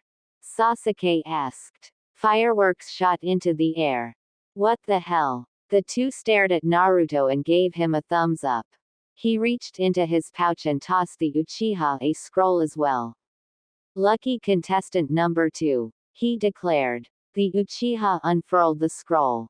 Based on the kanji and the technique behind it, what he had been given was a fire release technique, so why did it come with a training manual for the lightning-based techniques? Still, it was a technique that the Uchiha didn't recognize, so he would make full use of it. Perhaps he could train with it in private. Screw the waiting. He would need this even more than the Kurama clan heir would ever realize. Naruto saw the hungry look in Sasuke's eyes. He rolled his eyes, but he ignored it. Well, the Uchiha was going to be in for a tiny little surprise regardless of these circumstances. In any case, he had a great laugh watching Sasuke and Yakumo scramble their little noggins for more answers. Unfortunately, they were all wrong and Naruto had enough of them just asking for the sake of getting more stuff. Alright, enough. 2 out of 5 isn't too bad. Still, as a lesson we'll calm it down for a minute. What have I called you to from when I first recruited you to now? Naruto asked. Your generals, Sasuke said without a moment. Yakumo quickly agreed, though they hadn't been doing much, General-ing yet. Admittedly, they were 7 so, that wasn't too big of a surprise, but both academy students watched Naruto walk off. He beckoned them to follow him. They got up and walked after their very much mentally unstable emperor. He led them across the lake. A piece of wind flew through their faces. It almost made them forget that they had nearly been burned alive. Not. Yup, you guys are my generals. What do you think that means? He asked them. The 2 students glanced at each other. They nearly fell out of step with him, but they quickly moved to catch up with him. His face was surprisingly calm, which crept them out for a moment. However, they were quick to get over it. We're supposed to lead your armies.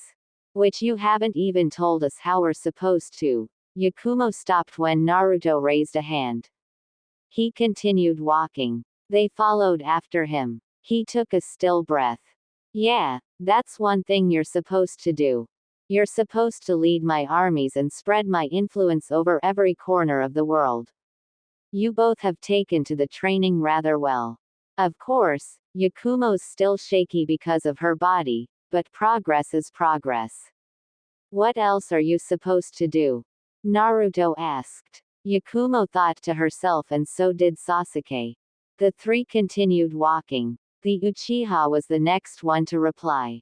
You're obviously training us in your ridiculous methods, so I would imagine we're going to be fighting a lot, Sasuke said.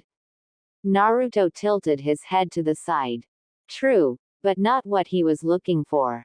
That more or less laid with Yakumo's statement and he had told them of such. Sasuke naturally pouted and folded his arms in that. Shut up. I'm an Uchiha and I knew that, look. Is that all? Naruto asked. Sasuke and Yakumo were caught off guard. They did not know what answer was acceptable to him. Truth be told, Naruto wasn't expecting them to know. Hell, he might have given them their gifts right then and there if they did. However, he decided to stop. They stopped as well. They did not notice they were on the other side of the lake. He took off his shoes and then most of his clothes sans his boxers. Yakumo squealed and closed her eyes, but Naruto didn't pay attention to that. Instead, he stepped into the lake. Its cool features eased his feet. I said you were going to be my strongest general. You 2 and 3 others are going to be stronger than anyone in this world apart from me. You will meet with many people. People you love, people you hate, and people you don't even care about. But, you will have to learn to care for all of them underneath you. You're going to negotiate with people you don't like, and you will win them on our terms. Your names are going to ring throughout the edges of eternity. This is going to be the last, and only empire on this earth. No one will challenge me and they will not challenge you. You will make your families the happiest they will ever be. However, you are not that yet. You will learn to become that though. So, we'll be giving you a little head start. However, it stops there. From the past here, the only thing you will get is from your blood, sweat, tears, and my laughs. Now, get in the water, he said. Yakumo and Sasuke gawked. You mean, take off our clothes and get in the water with you? Yakumo asked. Naruto floated in the water for a minute before laying on his back. Honestly, stupid 7-year-old virgins. Funny how Yakumo of all people would be embarrassed by this. The things that girl could do with a damn paintbrush were so, anyway.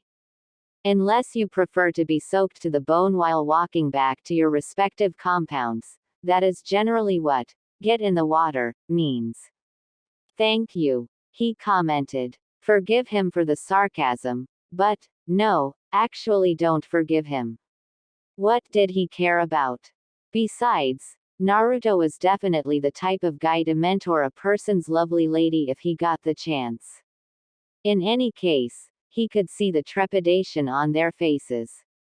Yakumo kept doing that stupid, Sakura side glance thing between Sasuke and Naruto that irked the blonde to no end. Kurama, make note. Make Haruno Sakura blind if the evil root becomes a reality. Duly, wonderfully, and cruelly noted. Yakumo took a step back. I don't think that's a good idea. I've followed through with the other crazy stuff, but I can't undress in front of 2 boys. She said. Naruto closed his eyes and groaned. Virgins. Stupid, goddamn virgins. Sigh, still perhaps the blonde would have to deal with this. Yakumo, I'm sure Kami-chan isn't going to smite you down for sharing a near 1-mile lake with 2 prepubescent boys. Even more, I have seen women much more mature than you for you to make me feel anything. Plus, we're with Mr. Wake me up inside. I can't wake up. Evanescence, Uchiha here. I think your purity is intact. Now stop acting like such a virgin and strip.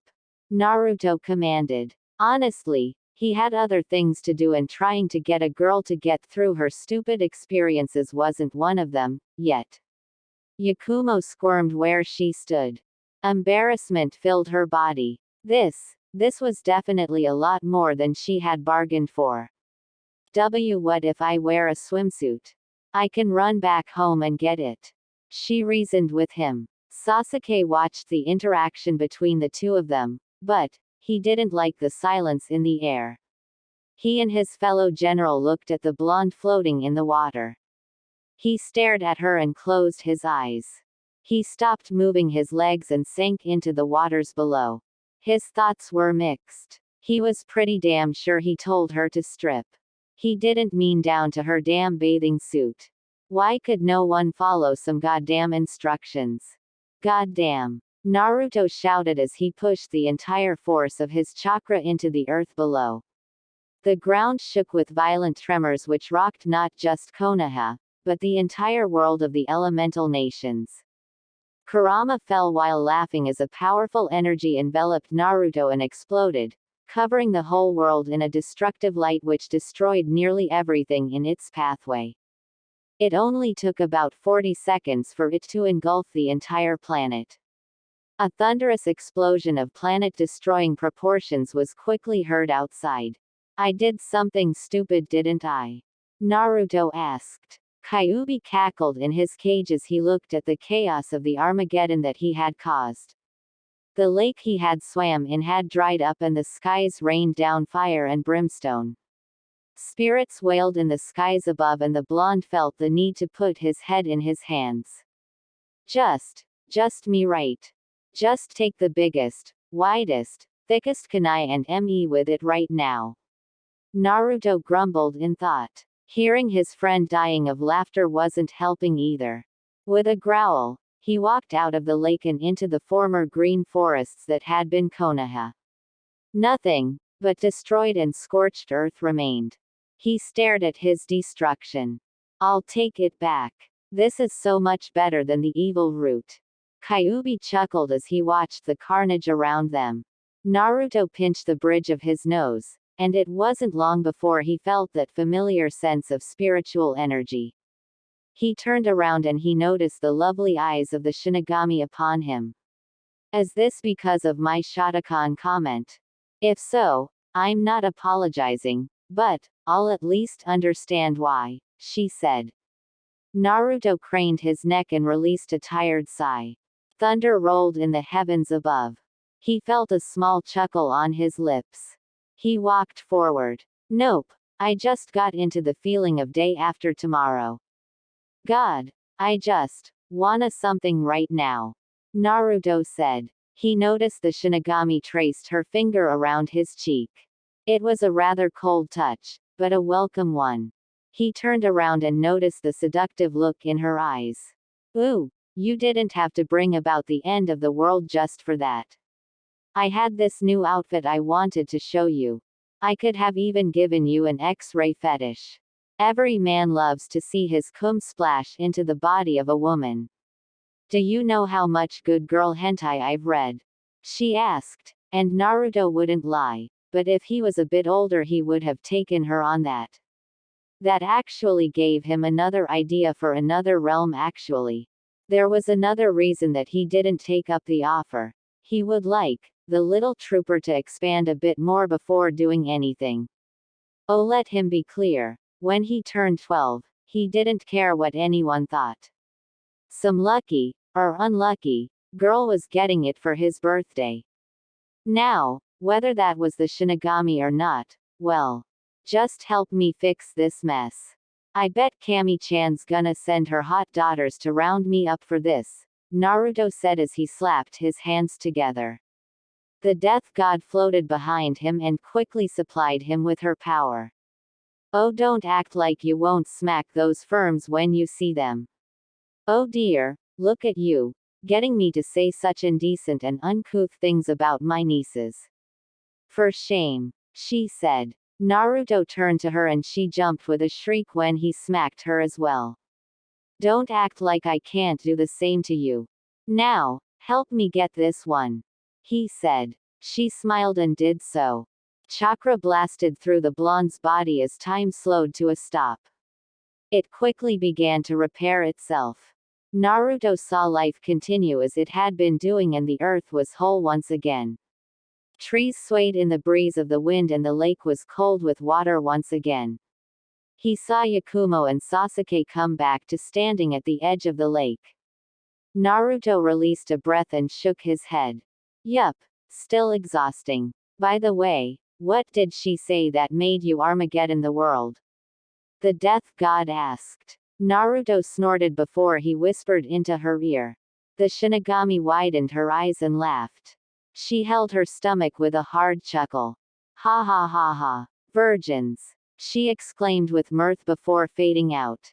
Naruto couldn't help but agree, and slowly, but surely time began to flow normally again. What if I wear a swimsuit?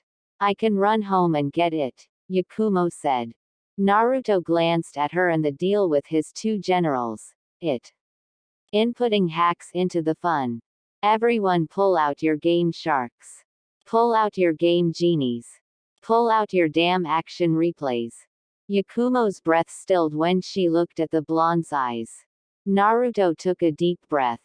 Up, down, down, up, A, B, down, B, up, A, left, right, up, down, B, down, up, down. The blonde's eyes turned a slight purple. Yakumo, quit being a prude. We're going to do this once and none of us are going to speak of it ever again. No one is asking you to get it. Your body is not something to be embarrassed about. It's a great thing. In fact, you're hot. You're every pubescent boy's fantasy. You should act more confident. Show him who's boss, he said, and his eyes turned to normal. Sasuke stared between the two and Yakumo held her head down. On second thought, my house is sort of far. I'll just deal with it. Don't stare too much, please. But I could understand why you would. It's a nice body, she said. Sasuke watched in shock when Yakumo took off her clothes. She folded them and placed them to the side, which left her in her unmentionables. She walked into the water as well. Naruto finally breathed a sigh of relief. He then noticed the Uchiha still at the edge. Should I do it too? He asked. The young Uchiha snorted, but he quickly began to take off his own clothes. This was done with more noticed growls and snarls. The blonde didn't care as long as the Uchiha got his stupid in the water. I didn't think the Uchiha made their own underwear too. Kurama said, more to himself. Naruto kept his eyes above the waist. Nope.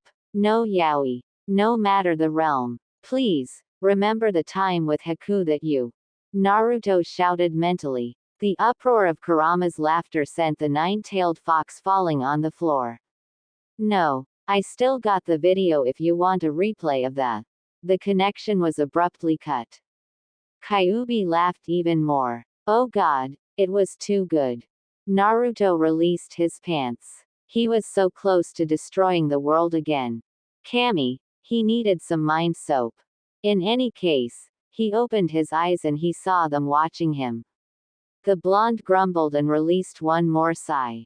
Deep breaths. Naruto. Deep, deep, memory-destroying breaths. Alright, listen. The type of generals that I need you both to be. In this lifetime you would never make it. No matter how much I trained you normally, you wouldn't become strong enough to be what I need you to be. That's not a limit on you, but on the life you've been handed. Me. I got my strength from a means that would turn others to the very ashes of molten flames, Naruto said. No, not true, but no need to go telling who many lifetimes he lived. If that's the case, then why are you bothering with all of this? This sounds like such a waste of time then. Sasuke said. Yakumo almost couldn't help agreeing, at least before Naruto chopped the Uchiha on the head. The brooding duckling rubbed his scalp. However, the two of them watched Naruto clap his hands together. I said, normally, Sasuke. So, I'm going to give the both of you a head start.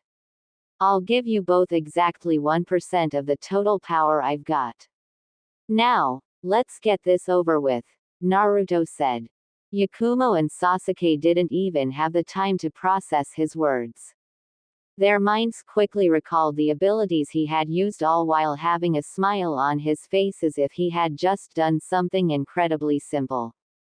Their breath hitched in their throats. Sasuke eagerly imagined Itachi kneeling at his feet. Yakumo imagined the praise and recognition of her family. For Naruto, it was too easy to see what they wanted. He held out his hands to them. However, you better understand what you're giving up. You will both listen to me, obey me, follow me, and protect me for the rest of your lives. Everything you own is mine. Everything you desire I will know about and will give it to you when I feel you are ready for it. The very essence of your lives is in my hands. Are we all in agreement? He asked. Now, one might be thinking, Naruto, isn't this a bit much to be asking from two 7-year-olds? You mean extortionist? Okay, first of all, Naruto was not an extortionist. They were getting, and he was getting back. A simple equal trade. Secondly, he was stronger than you anyway. He didn't need your damn approval. He could see the look of confusion, shock, and uncertainty in their eyes. This was more apparent in Yakumo's eyes than in Sasuke's. Why would we do that when you haven't even taught us anything amazing yet? All you've had us do is chakra exercises and kicking trees for the past 2 weeks. Sasuke said. Do not destroy the world, Naruto. Do not destroy the world, Naruto. Do not Sasuke's mother, Naruto. Do not Netarare Sasuke's father, Naruto. Do not turn Sasuke into a tomato, Naruto. Because Sasuke, use that overgrown tomato in your head. The types of training I'm going to give to the both of you would break a lot of people. You're going to need this if you want any chance of surviving. Do I have to recall to you that we're 7? I'm already modifying your chakra more than normal.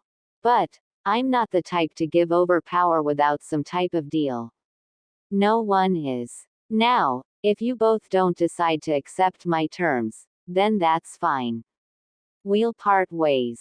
You'll never see me interact with you again, but I'll take your memories of all the time we've spent and on my goals. You can return to your ordinary, unfulfilling lives of family neglect and vengeance. It will have nothing to do with me anymore, Naruto said. Sasuke bit his lower lip. As stupid and insane as Naruto was, the Uchiha was still convinced by the strength and power he had seen. He would have been insane himself to refuse. But, obey the dove in everything.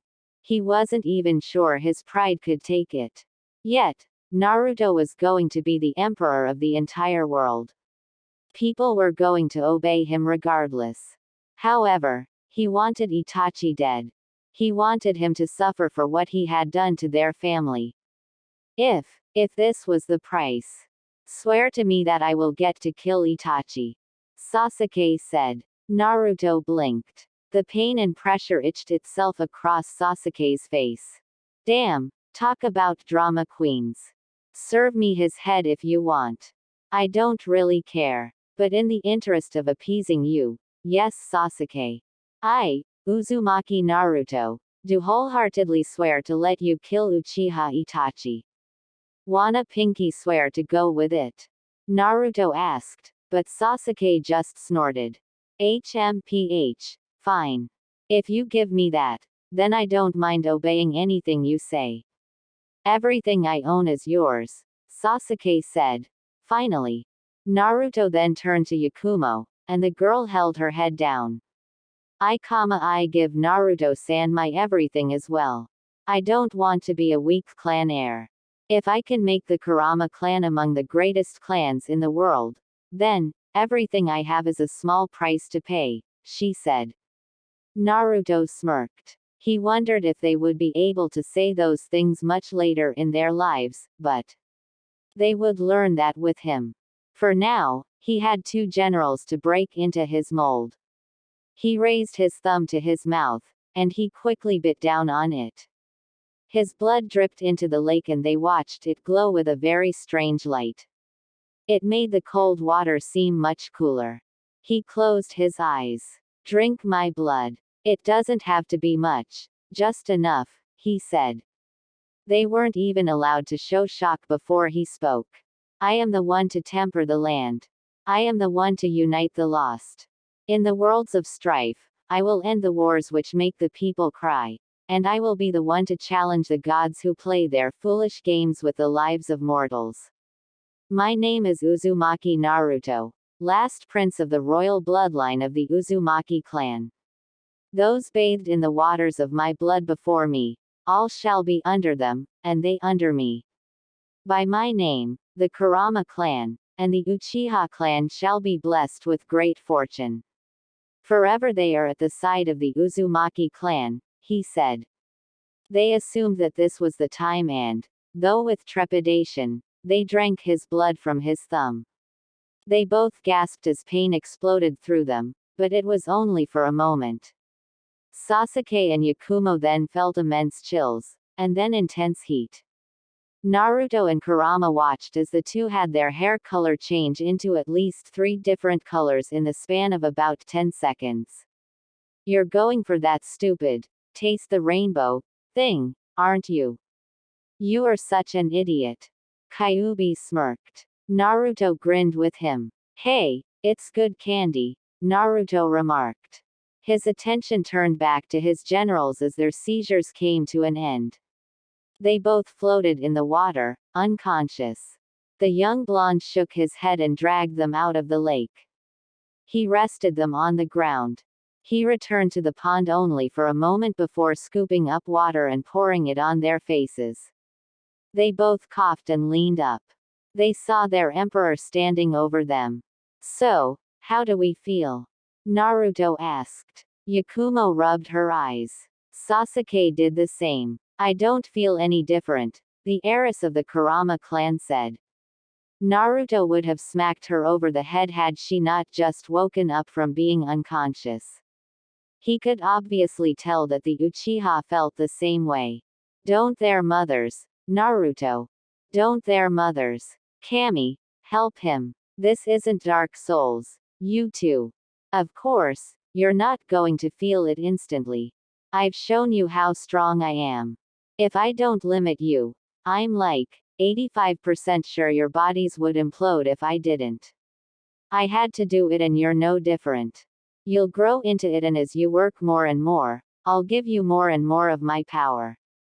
For now, that's more than enough for you, Naruto said. They glanced at each other, but neither spoke further.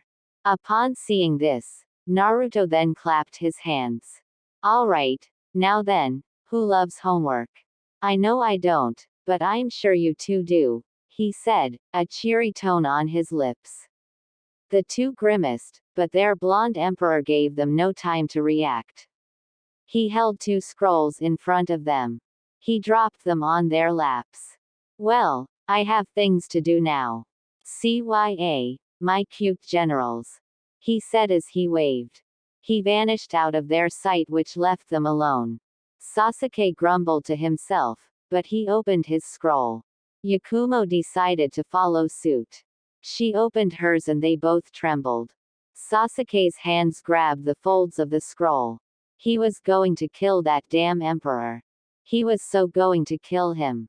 Yakumo even felt the need to shiver at what she was looking at. Both could just hear Naruto cackling at their misfortune. Kami rest their weary souls. Kurenai groaned as she pushed her head up from her pillow. She would have still been sleeping if not for the intense knocking on her door. She hoped it wasn't Asuma again. She didn't want to see the bearded Jonin yet, if at all. She did not mean to be rude, but recent revelations had her spiraling out of her head. She turned her head to her nightstand. That same silver amulet she had been given by the Kyuubi Jinchuriki rested on top of it. How many hours had she looked at the photo inside? How many hours had she waited for one of the departments to determine the picture's authenticity? How many hours had she looked at the letter sent to her claim that everything in the photo was real and authentic? Too many hours. Yes, way too many hours. The knocking continued, and it brought her out of her thoughts. A sigh escaped her lips. She pushed the covers off her body and stood to her feet. She touched the locket. Her apparent children and apparent husband rested in its crest. What was she supposed to do? She decided to go answer the door. That sounded like a good idea. So, she walked out of her bedroom and towards the front door. Nai-chan, come on. You've been in there for about 3 days now. Come get some fresh air. She heard the voice of her best friend say. Honestly, Kurenai was not even aware of those 3 days. Has that much time passed? Come to think of it, when was the last time she ate? She didn't remember. Do not ask her why she opened the door, but even now she wished that she hadn't. What is it, Anko? Kurenai asked. Her disheveled state had caught her friend entirely by surprise, and why would it not? Kurenai was sure she didn't have her makeup on. She was still in her sleep attire, and the light of the sun was stinging her eyes. She could not have been a great sight. Kurenai, come on. It's just a photo. You act like no one's forged a photo before. Okay, I admit, we were both caught off by the brat turning into the greatest combination of eye candy meat this side of the elemental nations, but that doesn't automatically say he's from the future, or that you were married to him, Anko said. Kurenai really wanted to close the door, but she did not. Sleep was starting to sound like more and more of a good idea. If only to not go through this ordeal that she had right this moment. The red-eyed woman opened her door. She allowed her friend inside. If Anko could say anything, then at least her friend didn't turn into a slob. She was half expecting pants and shirts to be hanging from the ceiling and off the couches. Luckily that wasn't the case. She would have laughed otherwise. And how many forged photos have made it past the Konoha inspection? Only one has done that, and it was because there was no way of ascertaining the type of day as depicted in the picture. By the department, it's as authentic as any other photo, she replied, handing Anko the document. Said purple-haired woman looked it over and grumbled. "Nai-chan," Anko began, but Kurenai walked over to the locket and opened it. "Look at them, Anko. I've been looking at nothing but this locket for Kami knows how long. The clothes they wear are exactly like the ones I talked about when Asuma said I would make a great mother. They look so happy, and so do I. It's like this one photo encapsulates the life I probably lived. Look at her hair. It's exactly like how I would want it because my mother always had it that way," she said, but Anko grabbed her shoulders. "Damn it, Nai-chan. Listen to yourself. You've never had kids. Hell, you're still a virgin. Trust me, with all my teasing, I know for a fact you haven't slept with anyone yet. Go to Hokage-sama with this. We have the photo and the recorded video. Have him investigate this," Anko suggested. She watched Kurenai sit in her chair. The woman placed her head in her hands. I know, but," she paused. She released a sigh. Anko released a hard breath and stood next to her friend. The way Kurenai clenched the necklace quickly reaffirmed Anko's thoughts. You want him to be right?" Anko asked. Kurenai slammed the locket on the table in front of her, which caused it to bounce onto the floor. She stood up. "No. Yes. I don't know. Anko, I feel like I'm going insane, and I don't know what to do," the red-eyed woman said before she sat back on her couch. Anko watched her friend. The confusion weighed heavily upon her. Anko released a breath. Fine. Then if her best friend wasn't going to do it, then she would get the answers herself. Hopefully then, they could both go to the Hokage and they would all see that this was just another ridiculous prank by a brat. If it was, then Anko would make damn sure that not even the Anbu would stop her from giving the kid a piece of her mind, but most of all Kurenai would get behind this once and for all. However, outside of Kurenai's apartment complex, just near the edge of the stairs leading down to her door, Naruto took his hand off the wall and scratched his cheek. Well, damn, I wasn't expecting her to have a breakdown. Was the kid's part too much? He asked. Kurama quickly snorted. Personally, not really. Didn't you hear her? She already adores them. Though, you have to admit that the picture scene does fit in very well with that time she trained you in that previous realm, the fox replied. Naruto thumped the wall with his fingers. It wouldn't do well to have Anko going to the Hokage. Well, Naruto could actually think of at least 15 funny scenarios for this, but that wasn't what he was going for, yet. He also didn't need Kurenai suffering needlessly. Yet, Kurama had designed Kurenai as one of Naruto's mates, so he had to make that work, somehow. Wait, I've got it, Naruto said. Kurama opened one of his eyes, and he watched his blonde container stare at him behind the cage. The nine-tailed fox felt a shiver run down his spine. Oku-ra-ma-chan, Naruto said sweetly. It didn't take long for the Kyuubi to see the blonde weaving his hand signs. Oh no, not again. You owe me so damn big when we're done.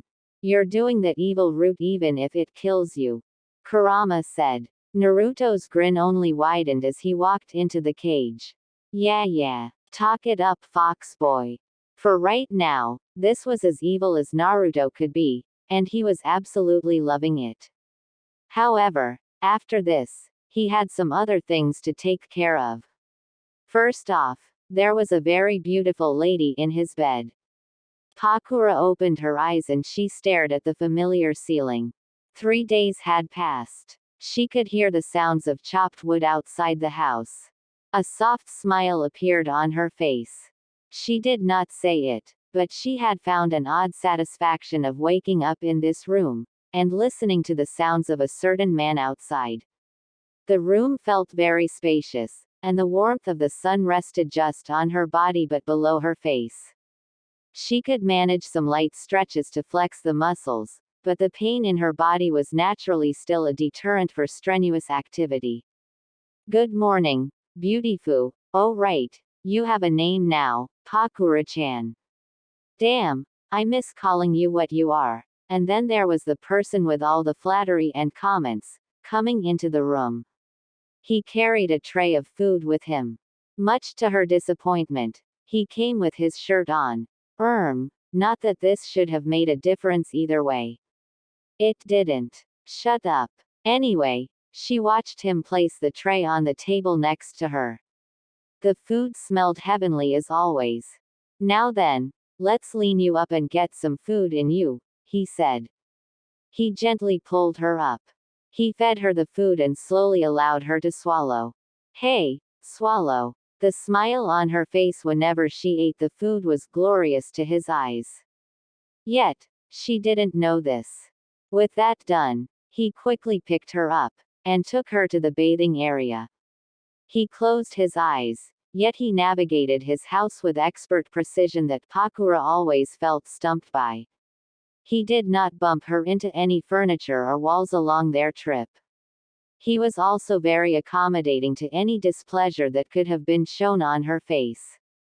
He opened the door to the bathing area and effortlessly filled the tub with hot water.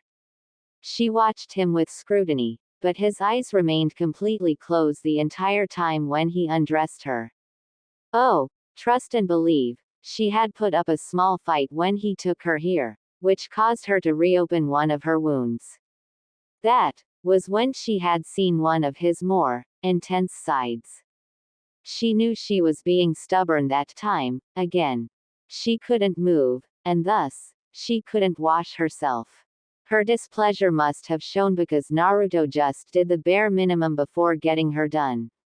Now, she sighed in the hot, soothing water. He washed her face and soaped her hair. He made sure none of it got in her eyes. How he was able to do this with his eyes closed was beyond her. Alright, as usual, I'll keep above the chest line. When you're feeling better then you can do those areas yourself, he said. She wasn't sure if she actually heard him or not. It was a jumble in the face of the touches upon her body. She sighed blissfully when she felt him wash her neckline and run a piece of cloth on her back. He took her legs and washed those as well. As attentive as she should have been, she found herself closing her eyes and almost falling asleep again. Either blame the soothing water, the herbs, or even blame the masseuse working her over, but she enjoyed the feeling and eased herself back. She felt him rub her neckline and then he rubbed her arms. Every injury on her body felt inconsequential. She was already presumed dead by Sunagaku. Would she be able to make a life here? No, how could she impose on him like that? But he did live alone. He also wasn't terrible looking. He was very handsome, funny, supportive, not bad on the eyes. Dear Kami, was she fangirling? Pakura released a breath when she felt his hands rub her sides. A bit lower than she thought he would go, but it wasn't unwelcome at all. None of his touches were inherently perverse, but they felt so good. It was as if tiny shocks of lightning fired off through her body. She tried to keep an eye on him, but his own eyes were still closed. She could feel him roll his hands down her spine. He cleaned as much as he could without her feeling uncomfortable. I meant what I said. I would go right to Sunagaku and punch that cage for what he did to you. You're very beautiful, Pakura-san. Very beautiful, Naruto said. His breath was enticingly hot against the nape of her neck. She surmised he was a tad close because he couldn't see, but his words made her shiver. One hand washed her legs and the other worked just short of the inner workings of her thighs. Whether from the heat of the bath or the friction of her caretaker's hands on her skin, her face was flushed. It felt nice to be desired. She slowly opened her eyes and realized that she was aroused. Her chest was pounding, but he only gave her gentle washes which she couldn't get angry at. It felt very good. It was painful how his blind eyes missed the sensitive nips of her flesh, and she knew why he did, but it almost felt like he was teasing her. This continued and she wanted to clench her legs under this wonderful assault on her body. She leaned against his shoulder. Cammy, such a sensual touch and it didn't even have to feel invasive. And now, let's wash all this stuff off, he said and he grabbed the shower head. He washed the soap off her body making her lightly groan when the warm water tickled her thighs and her hardened nipples. She inhaled and exhaled a ragged moan. She could feel her body quivering with need. However, she would be left with that need because Naruto turned off the water and drained the tub. There. Beautiful inside and out. Now. Heave-ho, he said pulling her body out of the water. She panted, aroused and frustrated because of said arousal. He toweled her off, making her shiver when he rubbed her legs, her back and just above the depths he then got her dressed in some casual clothes. She wobbled in his arms. Now then, how about some sun datbayo? I got a great spot to soak in some vitamin D, he said. She weakly nodded and he took her out of the house. With a quick jump, he landed on the top of his roof and settled her down. She stared over the vastness of the dimension he had, supposedly created. It was very beautiful, and she would have liked to say so but it was windy and the breezes were brushing against her aroused chest. She really hoped he couldn't feel her ragged breath, but he could. He gently massaged her back. See, men, women weren't complicated creatures. It only took Naruto nearly 1,000 years and 459 realms to understand the female creature. Sheesh, now everyone could stop crying. A simple touch here, and a hard touch there had her right where he wanted her. Obviously, there was more than one way to see a person other than with the eyes. Cammy, her skin felt smooth. Maki was one lucky girl to have such a beautiful sensei. Why are you being so nice to me? We don't even know each other, she said. She sighed when she felt him rub her shoulders. The warm sun on her face felt lovely. She leaned against his frame. She reasoned this was something she had to comply with since she still wouldn't be moving in the coming weeks. Yes, that's why she was snuggling, leaning against him. Pakura did not snuggle. Possibly. She huffed when his finger traced her back. Why am I so nice to you? Because, as I said, I know the hand you've been dealt. I don't know. Look out there. The sun in the sky, trees all around. I worked so hard to create this. Not a single piece of war to go around. Nature cycles and there is only you and me here. It's a world I want everyone to experience. I want everyone to see a sunlight like this. No war, no famine. The only sadness to be found is when your loved one slowly passes away into harmless sleep. But there will be no great nations. It will be all under one rule, an empire. Naruto said. Pakura was a bit more awake than she had been previously. That is entirely unrealistic. That also sounds very egotistical. Not everyone wants peace. There is always someone who just wants the world to burn, she said with a surprising lack of pain in her voice. Naruto chuckled. He turned to her, and he noticed her serious gaze upon him. He leaned his head back. For Pakura, despite her rather callous words, he was hardly perturbed. You're right, but I'm going to do it anyway. I would like to think that for every 10 people who ask for the world to burn, there is one who wishes they didn't think that way. However, I could be overthinking this and maybe you're just worried about me. He asked. Pakura blinked. She opened her mouth. She then closed it. The light tint of her blush was easily identified by the blonde. The Suna woman painfully snorted. I just don't want you to be disappointed when your world doesn't exist, she said, but he suddenly appeared very close to her. She stilled when she looked into his eyes. They were so serene. He was a very sweet man. She did not want him to end up like she had. His shoulders jiggled for a moment. She watched him chuckle and then roar in laughter. He clutched his stomach. Cammy, it had been a while since anyone had to worry about him of all people. He removed a tear from his eyes. He thumbed her cheek, which made her shiver. Well then, when I've healed you back to full health, I'll just have to show you what I'm capable of. Be sure to keep your eyes on me, Pakura-san. I'm gonna surprise you. But, if you're asking why I'm so nice to you, then it's because I think every emperor needs an empress, he said, and, before she could even respond, he claimed her lips with his own.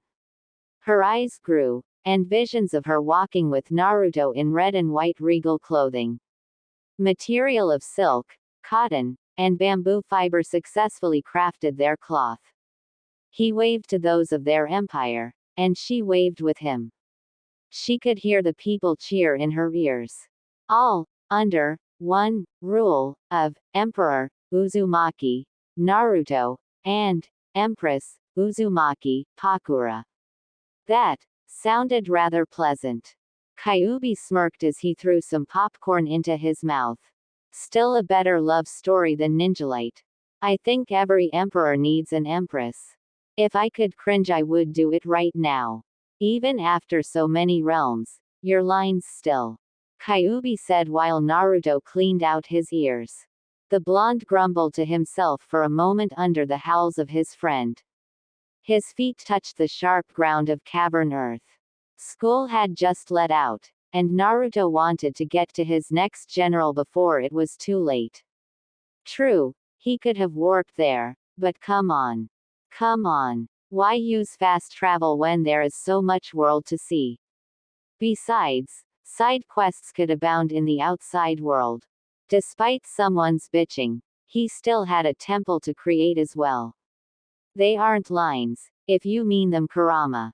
I was being serious. Kinda. There. We gotta do this right. I'm not gonna half-ass the harem route. Especially with the stupid stuff I'm gonna have to deal with later.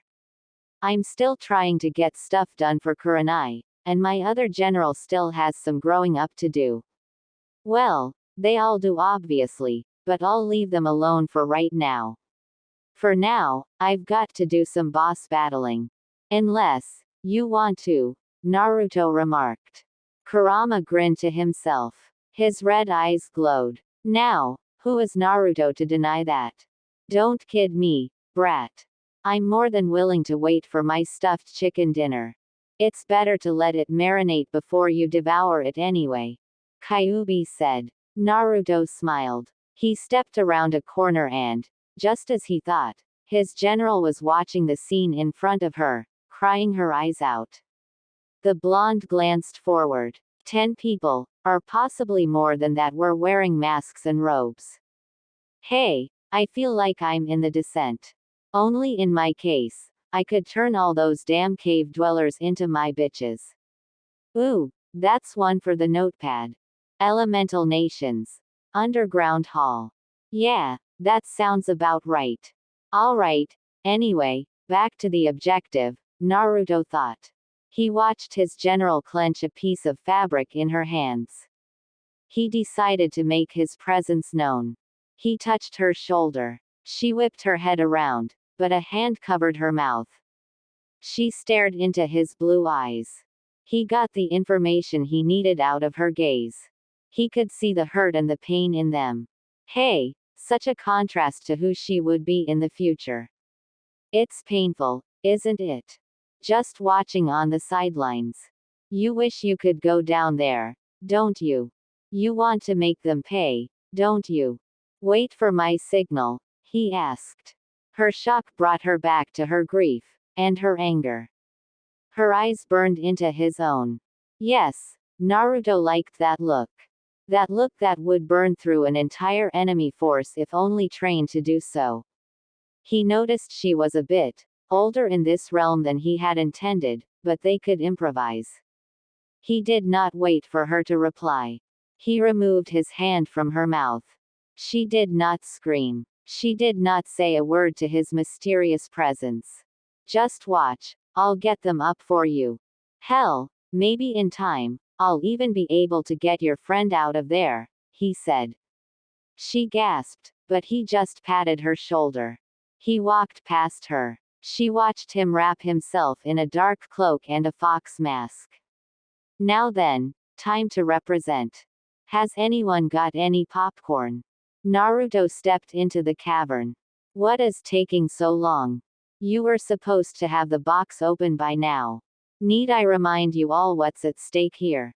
He asked. His voice echoed, which surprised them all. The girl watched with bated breath as the blonde man who had just appeared walked before those clothed in black. Who are you? I have never seen you before. State your Aru. The person this voice belonged to garbled out blood as he dropped to the ground, dead. Before the other men could get rid of their shock, Naruto quickly took command and straightened his fox max. He brought them all back to him. Anger and chaos exploded from his body. Anyone else want to waste our time with meaningless chit-chat? How do you expect to explain this failure? He asked, grabbing one by the scruff of their neck. The combined results of the failure of the box, and the figure's sudden intrusion had everyone believing what they thought couldn't be true. However, the man's grip on their consort quickly rallied their minds. The boy did not have enough chakra. We will have to work on another solution. The girl watched in shock as the man then spun his body and slammed one person in a wolf mask to the ground. He held a kunai to the masked man's eye. He held it just above him. You don't have time to work on another solution. You're all lucky I don't execute you where you stand. Tech, once again, I have to clean up your messes. Consider this the last time. He said, getting off the one on the ground. The man rolled and couched. However, Naruto wasn't done just yet. The rest of the circle stood with bated breath. None of them moved. Girl, get out here, Naruto shouted in the cavern. The young woman who had been watching swallowed the lump in her throat. Do not ask her why she was listening to a stranger, but if he was willing to expose himself, then he was also willing to expose her as well. She moved from where she was hiding. Masks turned to her in surprise. She tried to keep the disdain off her face, but it didn't work. It truly didn't work when she had to look at the man who condemned her friend to a fate even worse than death. She just had to stare at her friend's father. It was easy to see the surprise on his face. She hoped guilt and shame overcame his soul and devoured it. Claim your name before this audience of cuckboys. Naruto claimed. Ryazetsu had no idea what a cuckboy was, but she decided to respond regardless. Ryazetsu, she spoke back. She was thrown a scroll and a pen. She glanced at both. Everyone noticed the man walking towards the box. She walked with him. Make a note of this. To cuckboys, it takes more than a single being of chakra to open up a box that was nicknamed as Joke of the Shinigami. Honestly, how you were able to let a grown man and a little genin make a mockery of you and your forces is laughable. Kusagakure will retain its former glory. He placed a hand on the box. Ryazetsu quickly started writing as fast as she could. Those of the group widened their eyes. Naruto smirked. As being cucked by the emperor in all the elemental nations. Naruto shouted as a bright light shined over the entire cavern. Ryazetsu covered her eyes and she felt a hand on her shoulder. The light only lasted for about a moment before they noticed him, the girl, and the box gone. The only thing left in front of them was the scroll the girl had been holding. Soon, the words came clear as the sky to them all, but the thing that truly angered them was the middle finger where the name of the sender would go. Why are you following me? Naruto asked. He hopped over a hill and landed just out of the reaches of Kusagakure. He noticed Ryazetsu not too far behind him. He inwardly smirked. He could see that fire in her eyes just as he remembered. Kami, he missed his second wife. However, right now, he had to keep moving. It wouldn't take Kusagakure long to pick up their trail. Then again, he was allowing them to pick up their trail. Ryazetsu panted as she fought hard to keep with him. You made me a target of my village. You also have the box. I'm taking you in. Hopefully, they will listen, and I can be acknowledged for my service. You also have my friend. She replied angrily. Naruto rolled his eyes for a moment. He pushed some trees out of his way. You know, taking someone in is usually done after fighting them. Can you even fight? Naruto asked. She snarled at him, but, just the thought of trying to face him filled her with dread. She did not know why, but behind that carefree nature she felt that as soon as she even tried drawing her kunai he would have her defeated and humiliated. All she could do was tail him. All she could do was follow him. I can fight. She claimed. Naruto chuckled. Of course, she could fight. She was one of his former wives after all. Still as stubborn as ever. Of course, he knew why she wouldn't go back. She knew it too. She had no options. Naruto learned of her orphan status before they were married. The only true thing tying her down to Kusagakure was in a giant box in a separate dimension that he had created. Even young, she was a smart cookie. She knew she couldn't defeat him. He sighed. You do realize even your little grass fruit group wanted the box, right? Oh sure, the flower group wanted to use it, but you obviously know why the fruit group didn't want it used, right? Naruto asked. She stiffened, but she did not speak. She just kept up with him. He decided to continue on. They just don't want anyone stronger than them wielding the box. I'm sure they would use it for their own ends at some point. I actually remember one time the box was opened. I kid you not, the biggest pair of tits came out of that box. Last time I gave Jiraiya a goddamn birthday present. Naruto grumbled. The white-haired girl did not know how to respond to this. She had definitely picked the wrong person to follow. Naruto suddenly stopped and turned to her with a glare. She took a small step back. He towered over her. You just thought, this guy is insane. Why am I following him? Didn't you? Naruto asked. He grinned widely at her night-broken expression of stoic expression. She never could handle it when things happened outside of her expectations. He turned around and kept walking. Once she was able to collect herself, she began to follow him too. The moon rested in the sky. Naruto slid down a sharp hill and landed near a river bank. She slid down with him.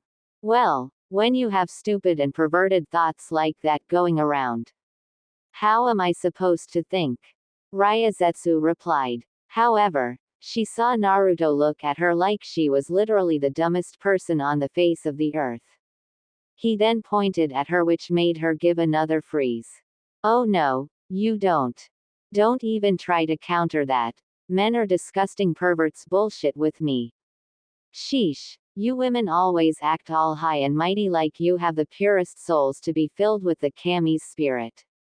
Yeah right. I bet if I went back to your house I'd find at least 15 volumes of hero literature. Now, are men disgusting perverts? Hell yeah we are. However, everyone has levels. There are at least 20 levels of perversion for men. But see, for you girls it's kya pervert. Level 20. Level 20. Destroy. Eliminate. Annihilate. Even though it was an accident, he must have done it intentionally by accident. He must burn in the furthest reaches of the Shinigami's tight. But then you go back home, break out the candles, the vibe, and go to town acting like you just accomplished something great. Naruto took a breath. He took a swig of water. The blonde Jinchuriki gasped and continued. I'll have you know, men are open perverts. But you women are closet perverts to the highest order. I swear if us men have 20 levels of perversion, then you have at least an extra 5. So don't you even come to me with my desires are holier than thou, male specimen. Any other thoughts on the matter? Naruto asked. Ryazetsu blinked for a moment. She glanced to the left and then she glanced to the right. I only have had one trashy arrow novel, she said. Naruto stared back at her. He closed his eyes, and he walked over to the hill they were just at. He slammed his face into it. Ryazetsu watched the hill crash down into pieces.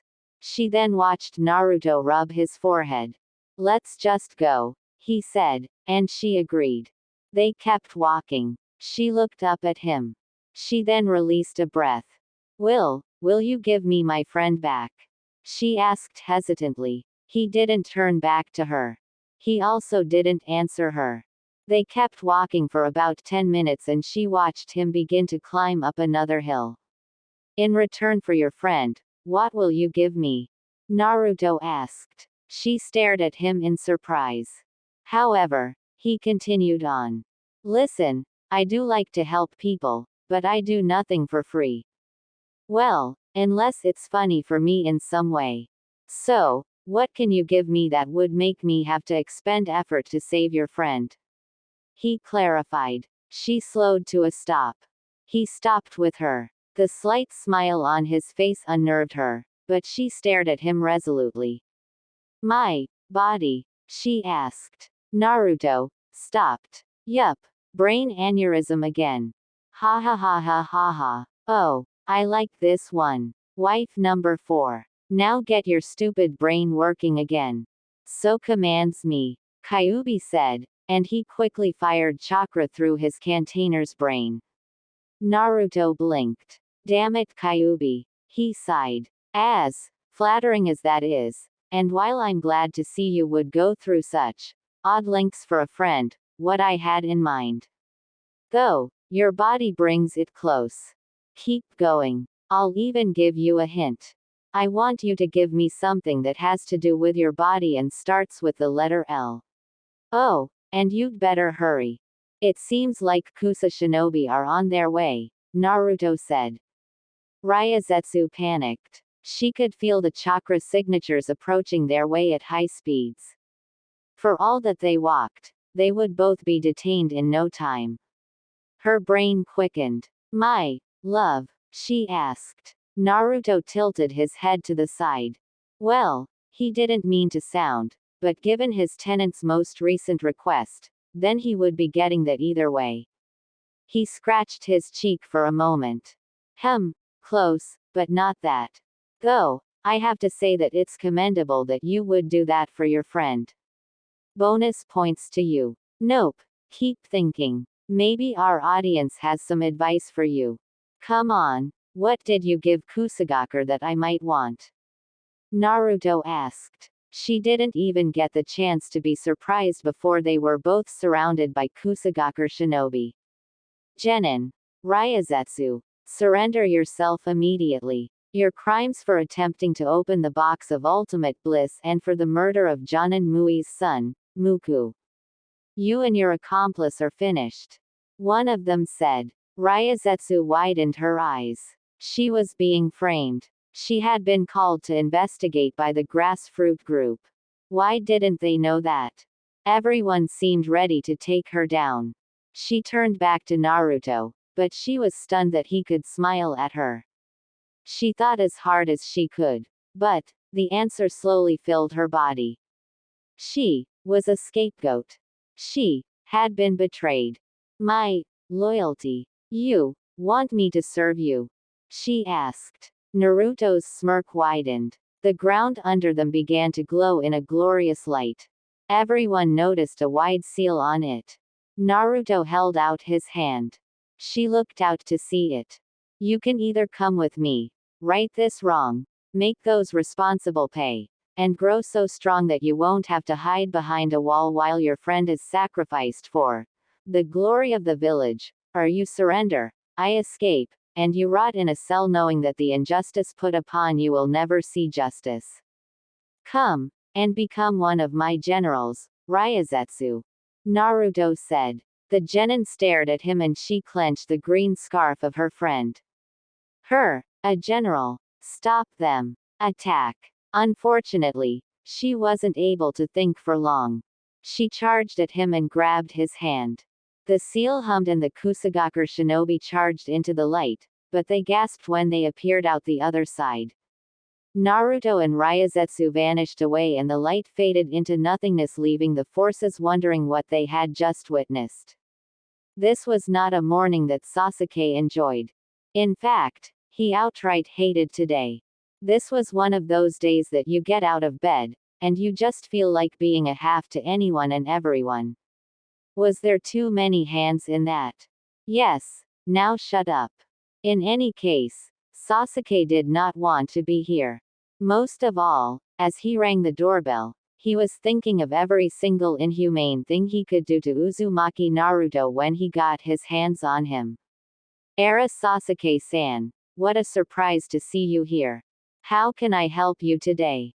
A woman, most likely the mother, asked. Sasuke kept the snarl off his face.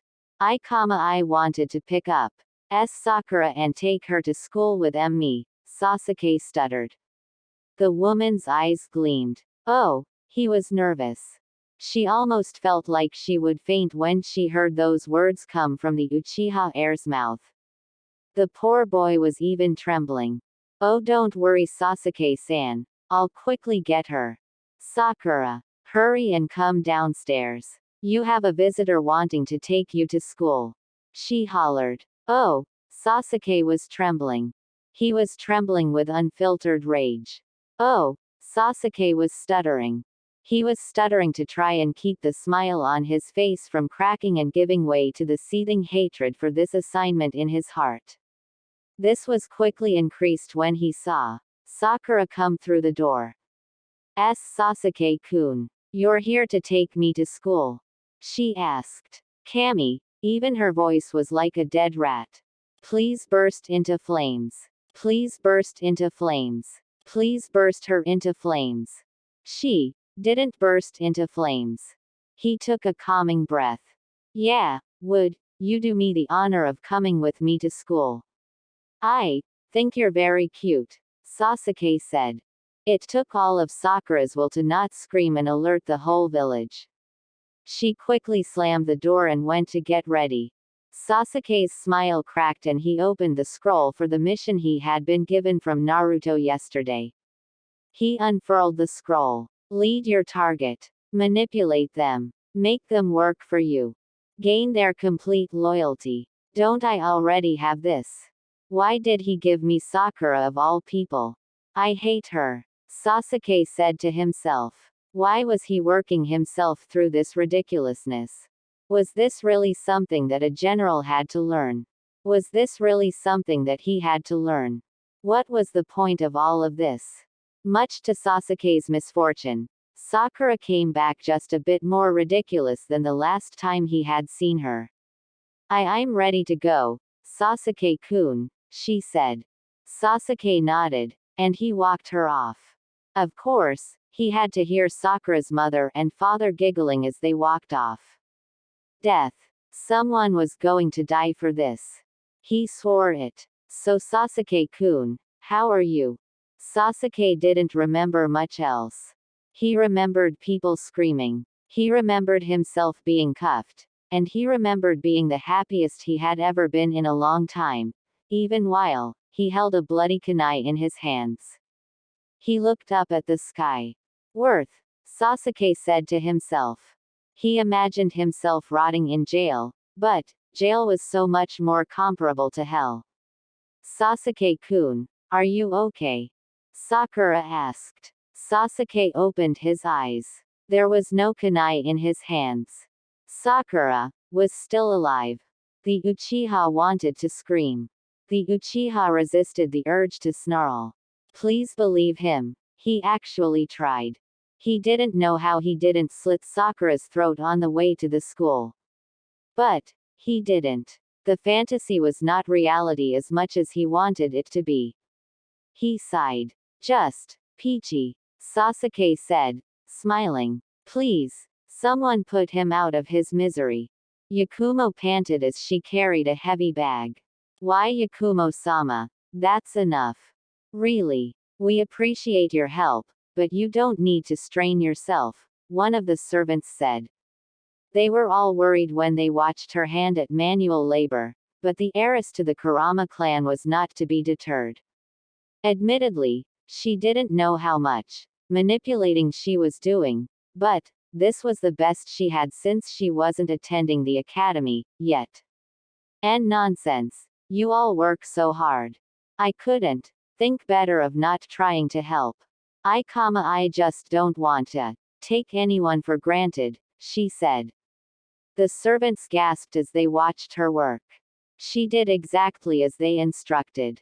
It made them laugh when she messed up, and it touched her heart when they taught her such things as cultivating plant life, and taking care of the environment around her. Yakumo didn't understand how she was supposed to get people to fight for her, but she did like to make sure that everyone was well taken care of. Servant work, while not fun, was still a lot more entertaining than she had given it credit for. She hoped she could capture this image one day. This image of happy people. She laughed with them. Okay, just a little hacking here, and a little forgery there. And printing an ID card. There. One bona fide Konoha ID Genin license, and one profile in the computer. Damn. Oh, I should make a spy operation. I'll call it Splinter Cell. Yeah, Uzumaki Naruto's Splinter Cell. What do you think? Naruto asked, typing on a computer. Behind him stood Ryazetsu. She looked at the unconscious Leaf Chunin and Jonin who had been working. She then glanced back at the one she had just sworn her loyalty to. Why, was he 7? You were an adult when I last saw you. What happened? She asked. Naruto smirked as he quickly changed back into his adult form. She watched him throw a punch before he turned back into his childlike body. He sighed. It's a long story. One I'll tell you when I can trust you a little more. For now, let's just say I'm stuck like this. Here, take this. Also, here's your headband. Try to remember your registration ID also. It's gonna help. Or, I could just reverse your aging process and make you the same age. You're already in the system. No one's gonna know, Naruto said. She stared at him with skepticism. You can do that? She asked. He would have snorted if not for it being her. Hell yeah, I can. Do you know how many women would like me if they knew I could reverse the aging process? Hell, do you know how many men would let me if they knew I could do that? It's an awesome thought, and a nightmarish one, Naruto remarked. Ryazetsu did not reply. She just glanced off to the side. A pervert for an emperor. Did the world really need that?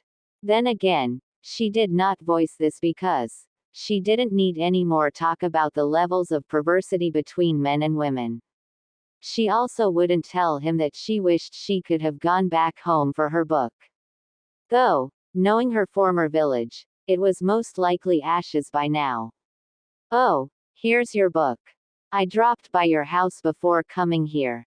I have to say, you have great taste in literature. Here's also most of your clothes and your kunoichi weapons. Try not to lose them anymore, Naruto said. She only stared at him with hard eyes. She clenched her stuff.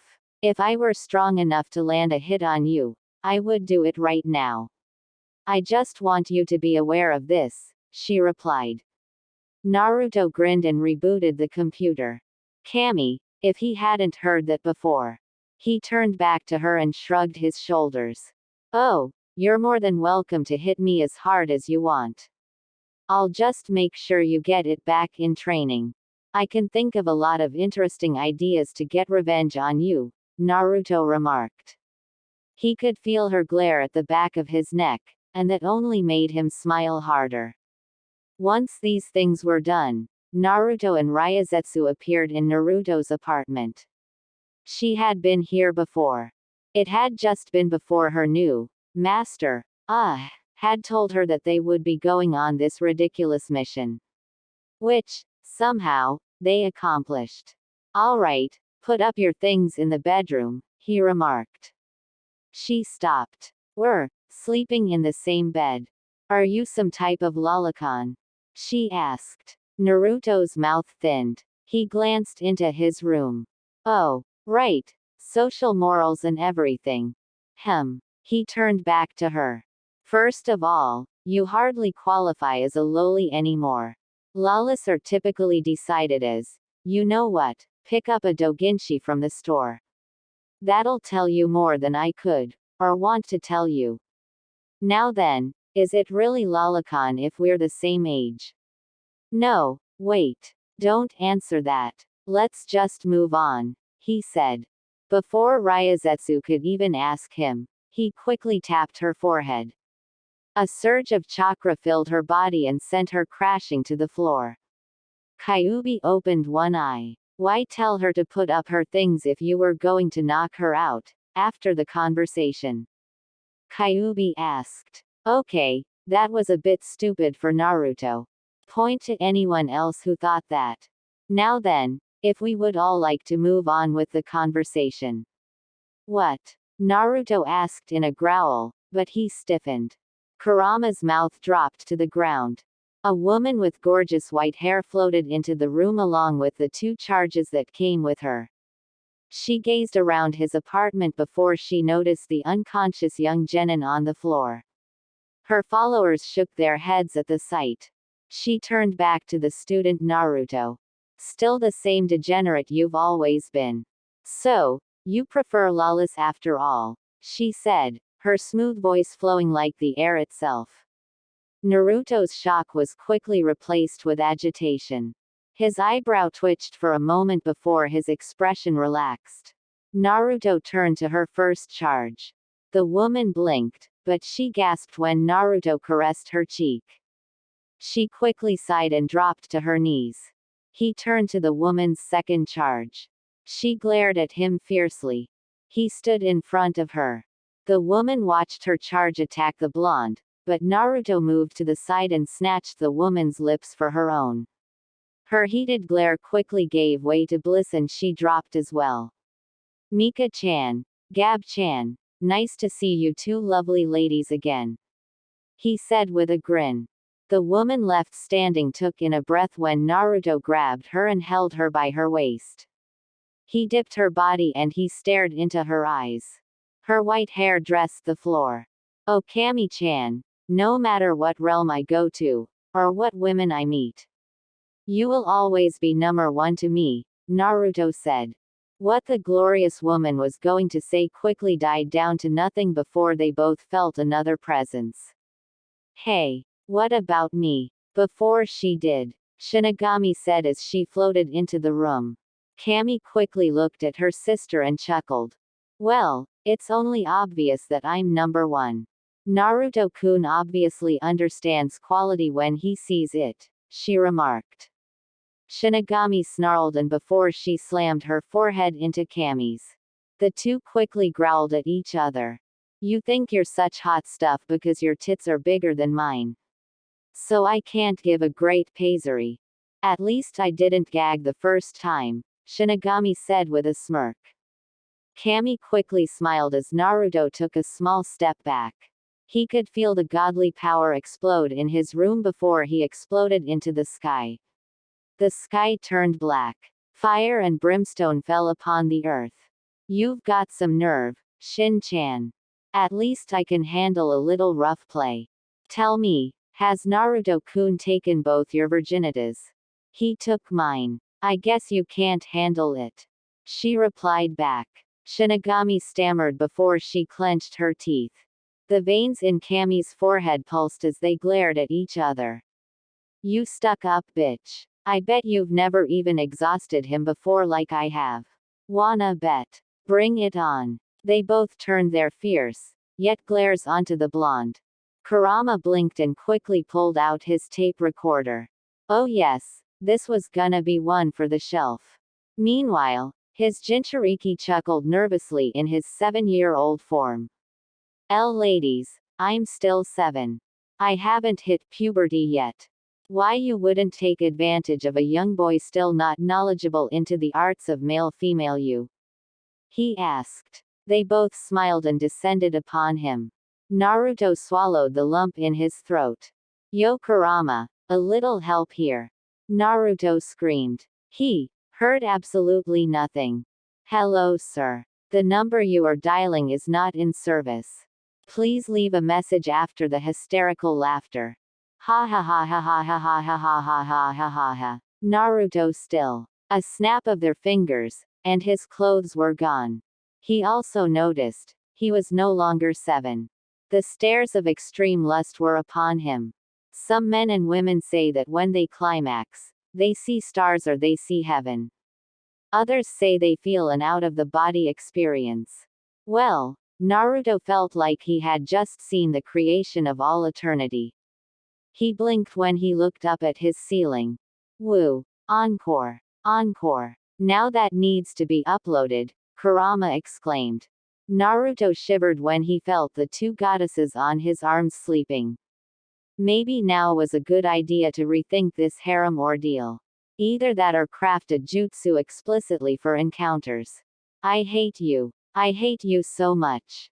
I hope you never get a temple. Naruto shouted. Kurama fell on his back and cackled into the depths of Naruto's mind. The 9-tailed fox wiped a tear from his eye. Naruto silently gritted his teeth. However, he exhaled. First order of business, craft a stronger bed. Something that could handle the acts of 2, 3 divine beings. He looked outside. Oh, good. They hadn't started Armageddon number 2. That was always nice to see. Now that was a good time. Boy, did I need that. So, my harem emperor, what is a goddess to do when she is wrapped around your finger? Shinigami asked as she playfully scratched Naruto's cheek. Her touch was cold, but nothing he couldn't get over. Naruto just looked at the ceiling again. Where had he gone wrong? Oh don't worry Naruto-kun. I never went wrong when I decided to plan your birth. I'm glad I have the results to show for it, Kami said. Naruto closed his eyes. Someone, please save him from the nothing he's become. The worst part was that he knew both Shinigami and Kami heard his thoughts. However, this was interrupted by a bang on the bedroom door. Shinigami-sama, Kami-sama, are you both quite finished with your procreating with that damn half-mortal? We have business to attend to. Gabriel called before the door opened. She looked at the scene before her. She watched Shinigami slip her arms around the blonde's neck and slowly lick his cheek. Even Kami smiled as she rubbed his chest. Gabriel gawked at this open display of da-bow, a modesty. She stares at Naruto's chest. That big, wide, muscular chest. Those beautiful eyes. What's wrong, Gabriel? Find something you like. There's room for plenty more. We were just about to seduce him again. Why not join us? Shinigami said, a playful smile on her face. Gabriel shivered. She noticed Shinigami open the covers to the bed. A blush as bright as a rose covered Gabriel's face upon seeing the immodesty of the 2 higher goddesses. Seduce? Gabriel asked. She then laid her eyes upon the lower end of Naruto's body. The female angel placed a hand over her mouth. It was so big. The white-haired woman fell back and fainted. Shinigami chuckled as she slipped out of the bed along with Kami. Naruto sighed for the last time and came out as well. Yup, new beds. On the triple. Ah, the virgins are always the best to tease. Especially the uptight ones. Though I do have to agree with her sentiments. It was very impressive. It still hadn't gone down. Not even 2 goddesses can handle such a thing. Woe to those poor mortal women who you'll ruin, Shinigami said. Naruto chuckled. You know what they say. Shake what your mama gave ya. The blonde exclaimed. Kami and Shinigami cackled before Michael appeared in the door. She stared down at Gabriel and then at the three very characters next to her. More specifically, she stared with a shiver at the form of the only male in the room. It was very impressive. Oh, my, she said with a blush. The feeling of yesterday's kiss still upon her lips. She turned back to Gabriel and grabbed a hold of the woman. She tried not to look at the amazing piece of male specimen just beneath her gaze. She swallowed the lump in her throat. She took a deep breath to ease her fluttered nerves. I think you have been away long enough, Mother. Plus I have attended to the girl you left on the floor before going about your escapades. I do think we should vacate ourselves before she awakens. I would not seek to inform her of 4 divine beings in Naruto-san's living space. PP+. I've had a very welcome Eiffel, she said, much to the joy of Shinigami and Kami. Michael dragged Gabriel out of the room. She closed the door behind them. It wasn't long, but Naruto could feel both their presence fade away. Kami snapped her fingers and found herself dressed. The same could be said for Shinigami. Naruto grumbled to himself. How the hell did they do that? He had to figure that out at some point. So, he grabbed one of his shorts and pulled it up. Got that out of your system now, ladies? Naruto asked. His arms folded. He tapped his foot on his floorboards. Oh, look at the time. I have important soul reaping to do. Latta, Shinigami said before she faded away. A kiss from her lips to Naruto before she was gone. The blonde then turned to Kami with a raised eyebrow. She merely stood in the room. And I have important God stuff? She asked. She was ready to fade away as well, but she jumped when Naruto grabbed her arms. His eyes glared into the back of her head. Oh, she was going to have some important stuff to do. Oh, Kami-chan. I need a whittle, itsy, bitsy, favor from you, my sweet darling goddess. Naruto said with a wide smile. Kami chuckled nervously, but she swiftly nodded. Anything to make the Uzumaki of her eye happy. She shivered when she saw the deep desire in his own eyes. She tried to take a step back, but his hands held her firmly. Ha, ha, ha, how may I be of service, Naruto-kun? Kami asked. Naruto grinned. Now was the time for a bit of an unorthodox approach. After all, he had to make this back from the future tale with Kurenai a bit more believable. He tapped his chin. Hey readers, how would you like a crossover? Like a mega crossover? Like the biggest crossover in the whole of your natural lives? Oh, don't worry. You'll all get more Naruto than you can handle. Ah, it must have been a crime to be so desirable by men and women alike. After all, as an emperor, Naruto aimed to please. He was going to be the emperor of the world after all. Sigh, I suppose I should have expected this. Just understand that they can only be here for a full day. The energy it takes to transfer multiple beings across dimensions is a heavy toll for one goddess. Plus their dimensions of energy will naturally try to pull them back. If you ever want to do something like this in full effect, then you'll need to get the other dimensions gods to agree. Also, why do I have to do it? You could just do it on your own. Kami said. Naruto stood out in a barren field. He cracked his neck. Because I love it when you do things for me, Kami-chan. Such as you and Shinigami forcing yourselves on me into a nigh heavenly coma, Naruto remarked. Kami pouted. Why was he acting like he didn't like it? Honestly, men. Kami sighed, but she slowly nodded. She touched Naruto's chest and firmly pushed him. The blonde couldn't even let out a scream until he felt his feet touch the pavement. The blonde blinked as he looked at his surroundings. A traditional Japanese home. Check. Modern-day cars not found in the. I always wondered. How is it that our world can make a train on train tracks, have movie cameras, and movie theaters, but no one knows how to make a car. Kyuubi said. Naruto shrugged his shoulders. Meh, plot for the sake of plot, he supposed. Now then, where was part 1 to the grand master plan? Oh, yeah, it was definitely that way. Naruto released a sigh. Honestly, couldn't that damn girl find a better use for her time? Hell, if it wasn't for her stupid demonic aura making everyone into angry activists, then Naruto might have actually brought Sasuke and Yakumo along. Then again, it would have been hilarious to see the scare on their faces. Oh well, let's get this over with. Closing his eyes, Naruto quickly scanned the area for the most malicious energy in the area. Not even 3 seconds passed and he zoned in on one of the houses to his left.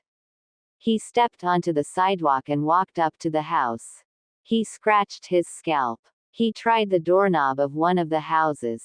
Locked. Typical, he said to himself.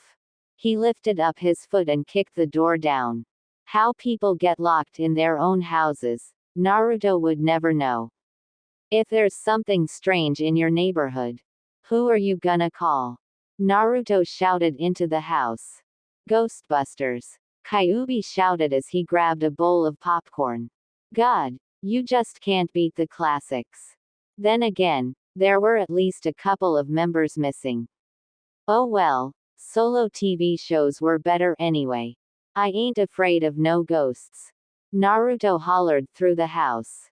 Now then, let's see. He stepped inside and the floorboards creaked. He could feel the natural darkness. He could feel the rising maliciousness. Lastly, he could feel the pair of eyes glaring down at him. Yup, she was here, and so was her son. Looking through the house, it was a rather traditional Japanese home.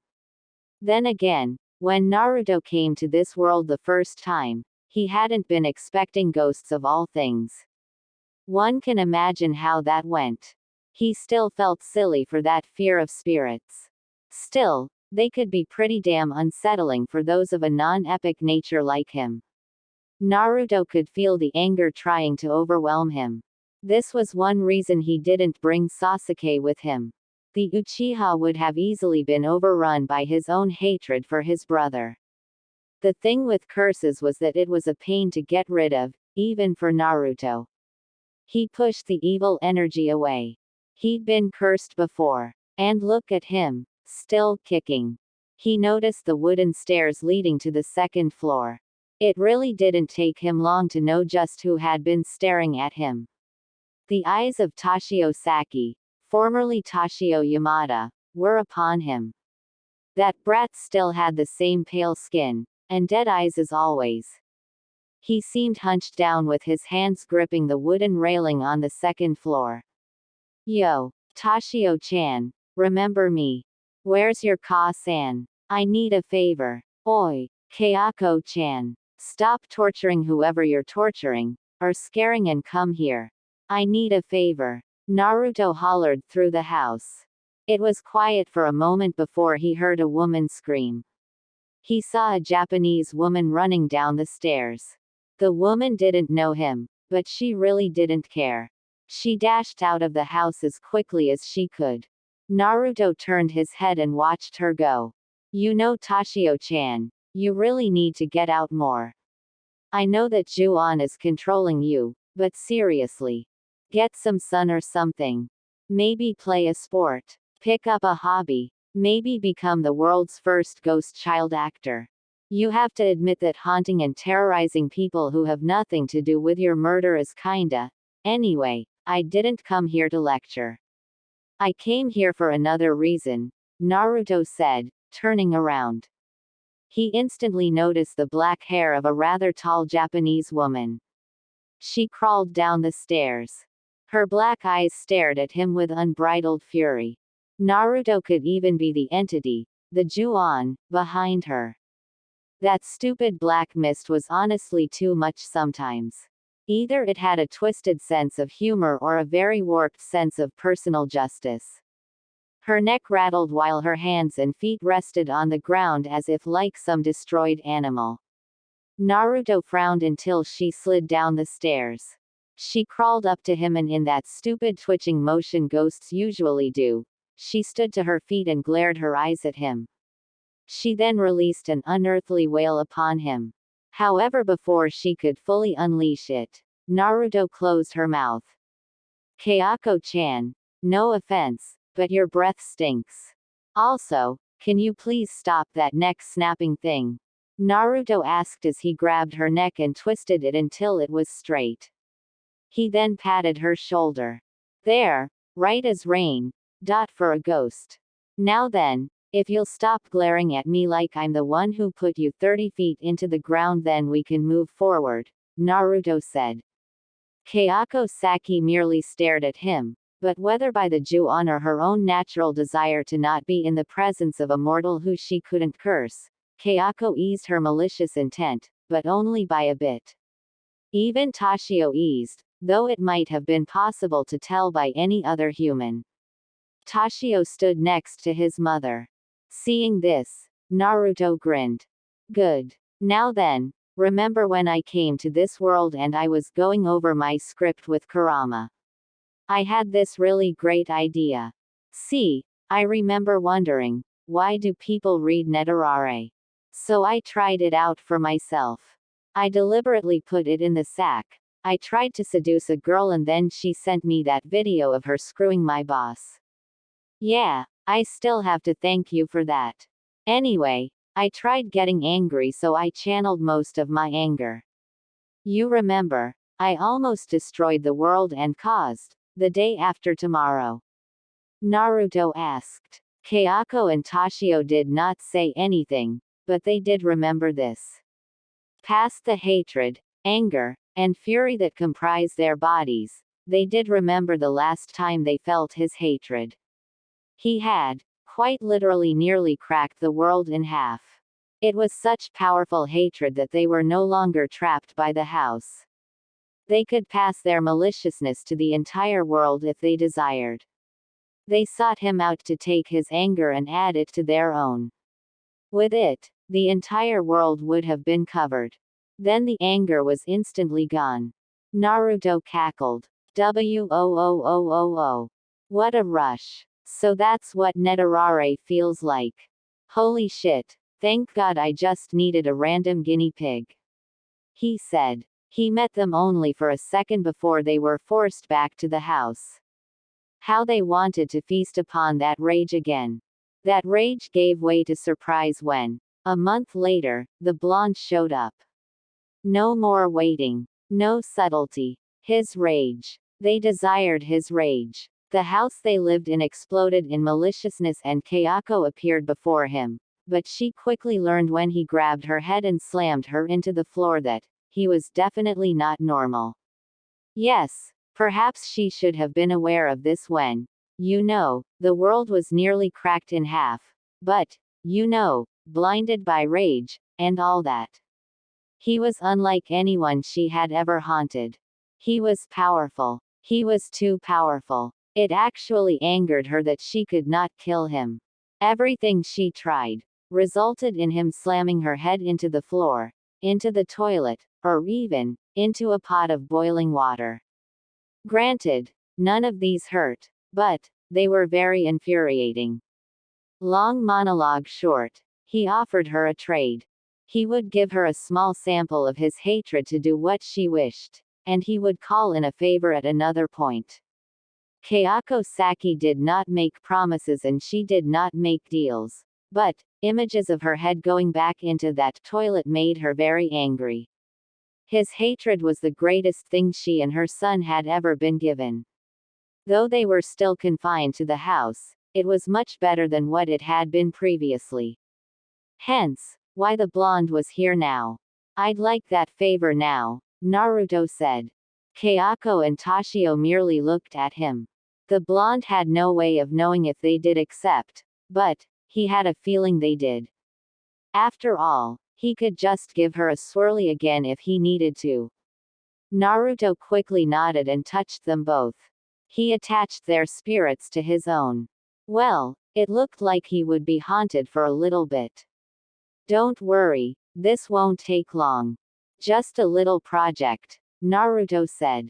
He could feel them both staring at him, though he knew if he turned around they would not be there. Holding out his hand, a large portal appeared.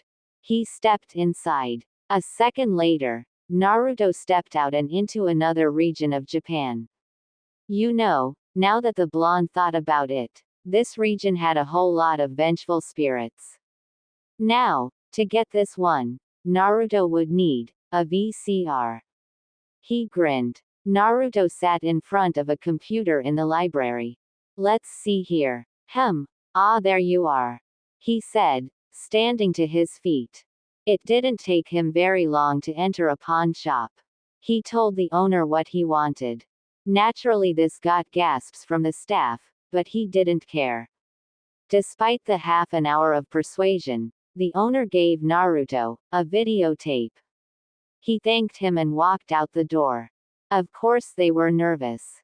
Stealth into an unknown person's room wasn't hard. Naruto turned on the TV and popped in the tape. The motion picture of a well came forward, then came a hand. Naruto's eyebrow twitched. Oi, Sadako, I know you can hear me. Hurry the hell up before I put you in a bigger well. I'm not doing this whole 7 days to die bullshit. Naruto shouted at the screen. A blast of hatred hit his face, but Naruto's face remained impartial. He pushed the hatred away. Oh, and here I was gonna let you in on some fun of mine. Fine. Stay there. I'll just take my new friends, Kayako and Toshi-chan with me, Datbeo. We'll have all the fun without you. Naruto called her. Almost instantly, the tape fast-forwarded. Sadako pulled herself out of the TV. She stood before Naruto, her hair covering her eyes. Her long arms rested apart from each other. She wore that same white dress like Kayako did. He could feel she tried to kill him again with her mind, but by his smirk and her anger, it was impossible. Oh Kami, where could he begin with a mess like Sadako? As if Kayako wasn't bad enough. He remembered when he had to fight them both when they merged. Lord, that was a pain, especially separating them and putting them back in their individual curses. Admittedly, he felt a bit more sympathy for Sadako than Kayako, if only because her life was pretty damn shitty. Anyway, your hair looks nice. Though, you're getting water all on this floor. Oh well, I don't need to clean this stuff up anyway. Not my house. Now then, can you stop trying to kill me? You want me to dunk you like I dunked Kayako? Naruto asked. He could feel the want to burst into flames, and he knew this was Sadako. Stupid, vengeful spirit. Why did you all have to be so damn temperamental? You think dying has something to do with it, brat? I think dying has something to do with it, Kyuubi voiced. Naruto frowned. Okay, thanks for the comment, smartass fox. Naruto would catalog that away for later. Sigh, he grabbed Sadako's shoulder. You're coming with me for now. Kayako, tell Sadako my plan while we go to the next location. You'd better behave too. Otherwise, I'll make you wish you stayed on that TV screen. Naruto said. He attached Sadako's spirit to his as well. Great, haunted by 3 ghosts. Dear Lord, this harem route was becoming dangerous to his health. He could also feel the anger from Sadako and Kayako rising against each other. Oh right, no wonder they hated each other. Naruto opened the portal and hopped to the next world. Now, if anyone's wondered why Naruto didn't choose Samara to use, well, that one tended to be a bit obsessive. Even more than the average ghost. She was also a lot more mean than Sadako. Samara would literally try to kill everyone. Granted, Naruto could have stopped her with both hands behind his back, both eyes closed, and without his chakra, but no need to arouse something like her yet. Naruto fell on top of his bed in his apartment. Sheesh. First with goddesses, then visiting 3 worlds. and now being haunted by 3 spirits, all of whom were glaring down at him with their hatred. What a day. Sadako, I feel that energy. Break my stuff and I'll make you wish you weren't a ghost. Naruto said. The long-haired girl merely stood over him, not pleased. However, the thing about ghosts, they make excellent stalkers. They watched him for hours. Empress Pakura Uzumaki. Those 3 words had been ringing in Pakura's mind for the last 2 or 3 days. Everything seemed to go by in a blur. She couldn't even look Naruto in the eye for those days. She couldn't believe herself. Something like love was so far beyond her. Crushes, and slight romantic interests aside, Pakura never pursued a love life, much less with someone with such grandiose dreams as becoming emperor of the entire world. It wasn't a dream one boasted about easily. To make such a claim would require unsurpassable strength, wisdom above all others, and a charisma which made nations kneel. Could Naruto actually do all of that? The oddest thing was, he never brought up the kiss. She felt like she was the only one on edge. Any rehabilitation exercises they went through, he only offered her a knowing smile that, for all of Cammy's hate, placed a blush on her face. He stretched her legs and her arms. He had such a strong touch and she cursed herself for feeling like a ridiculous academy girl. He fed her the daily medicine. He spoke with her about anything which might have caught her interest. Perhaps, it was when she asked him about his life did she notice his smile fade. He spoke with her about his life. Apparently, he had been married before but his wife was taken from him by a powerful force. He didn't expound on the person or people who killed his family, but she wished she had not asked. Seeing him so grief-stricken made her wish she hadn't opened her mouth. However, surprising even herself, Pakura pressed on. What was she like? Pakura asked. Naruto smirked. A real fireball. She was very beautiful. Just like you. Naruto began. Pakura stiffened and the blonde raised a slow hand. The former hero of Suna watched it out of the corner of her eyes, but she did not move. Her rehabilitation had given her a better grasp over her arms, but they felt very heavy right now. He touched her cheek. Curse him and those warm hands of his. Pakura blushed, but Naruto continued. She was from Sunagaku too. She was a hero too, but one that the public never recognized. They never saw her potential for greatness. Yet, she kept on working. Harder and harder than anyone to keep peace alive. She wasn't always outwardly expressive, but when she smiled it was like my whole world lit up. It was as if the sun was in her smile.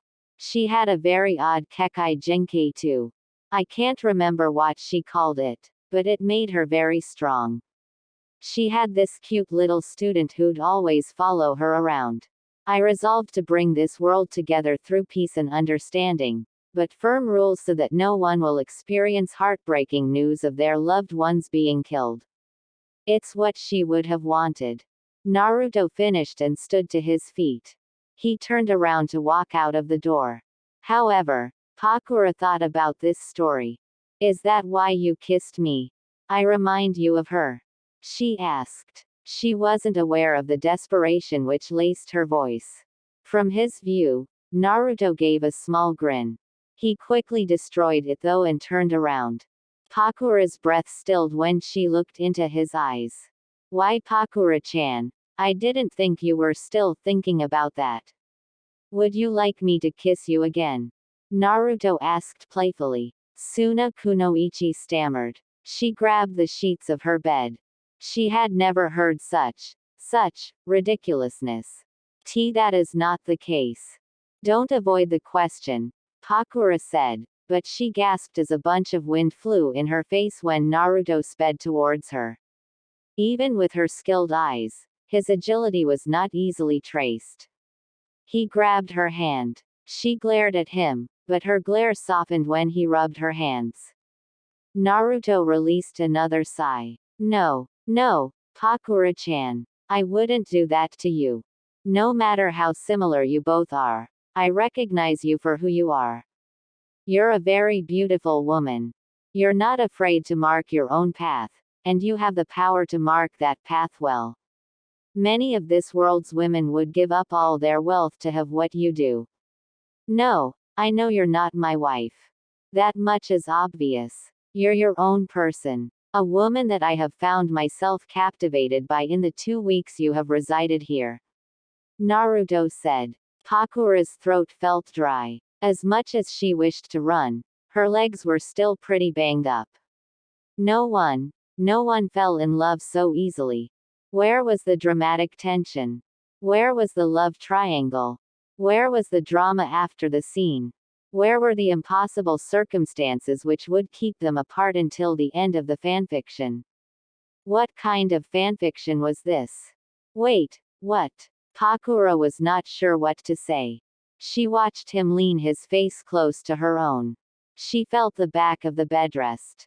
She could not move. He was so close. His lips ready to take her. You. What do you want? Pakura-chan. I would like nothing more than to kiss you again. Just like I did a couple of days ago, but you're a patient. As soon as you're better, if you desire, I will let you go without a single complaint. You won't ever see me again if that is what you wish. But, I know if I didn't at least make some effort to convey my feelings, then I would lose a wonderful woman to enter my life.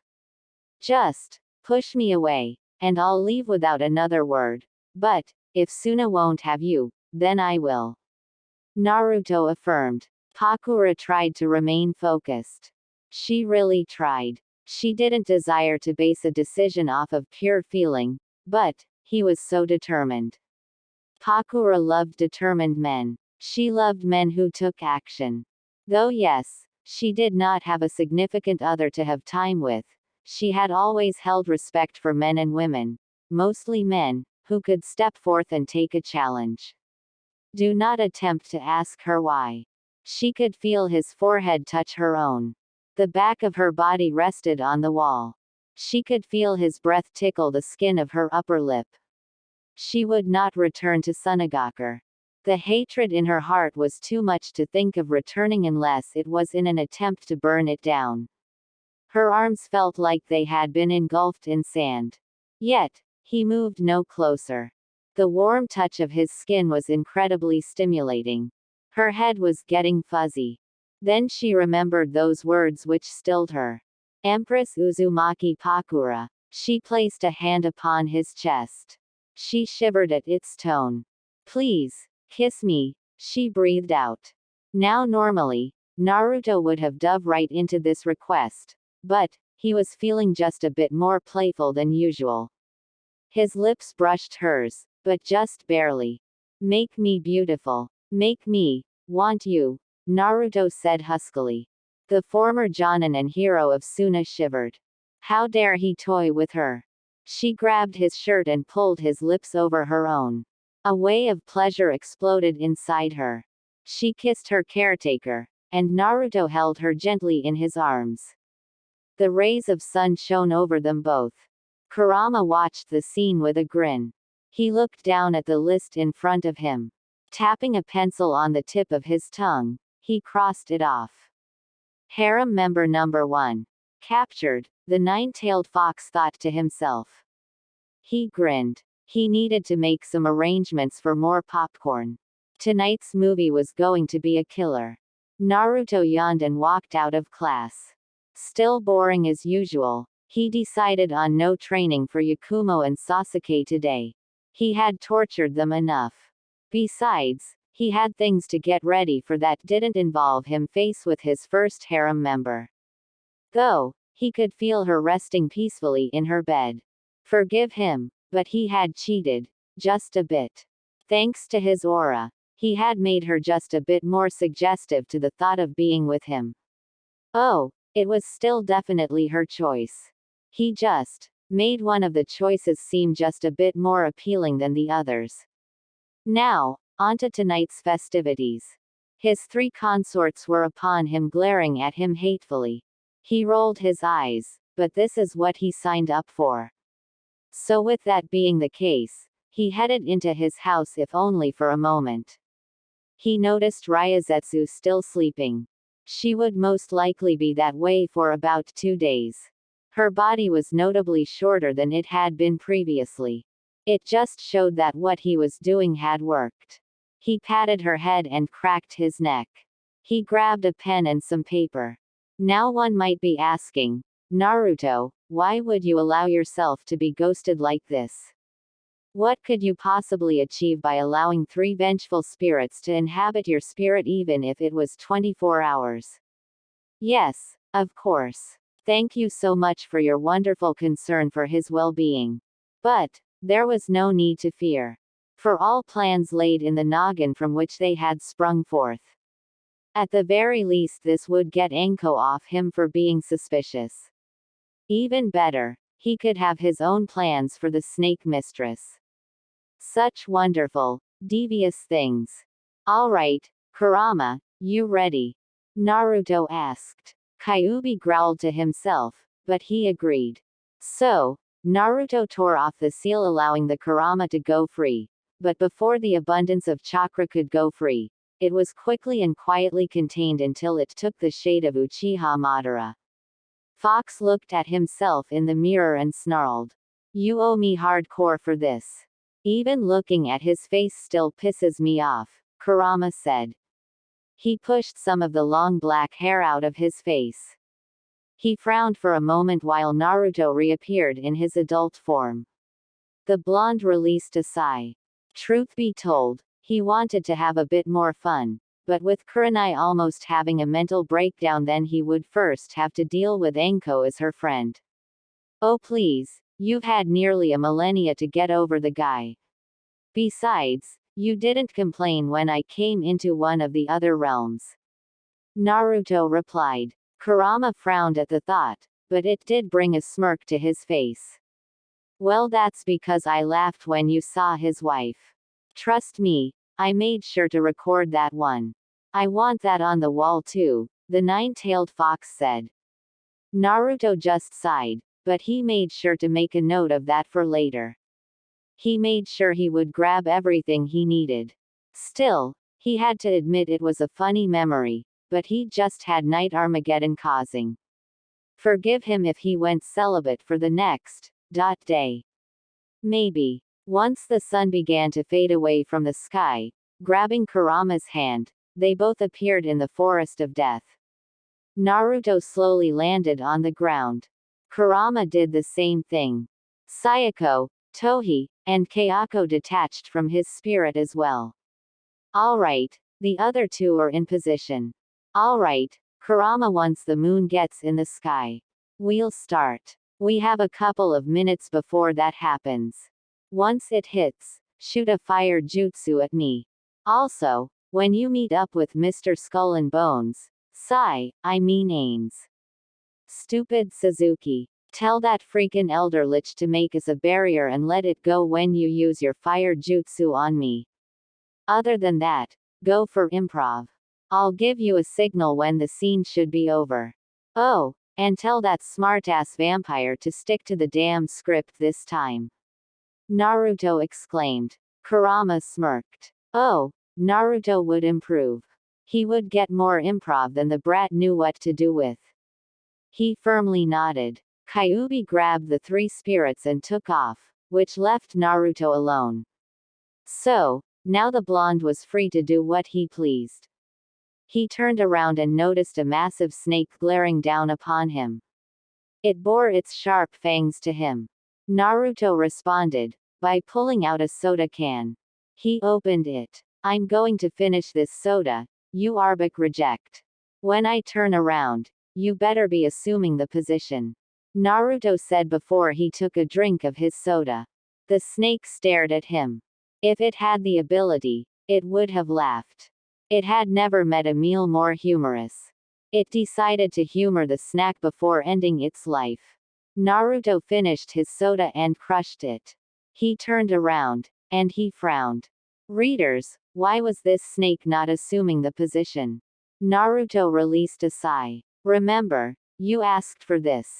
Naruto said. Before the snake could say anything, pain filled its body as Naruto gave it a swift uppercut. When Maki Naruto told you to assume the position, the only question going through your body should be, why way? The moon slowly filled the sky. Naruto patted the head of his snake. Nice work, Arbok. You do me proud. See what happens when you assume the position? He asked. The snake slowly nodded. It's lunch. Master rubbed its head and jumped down.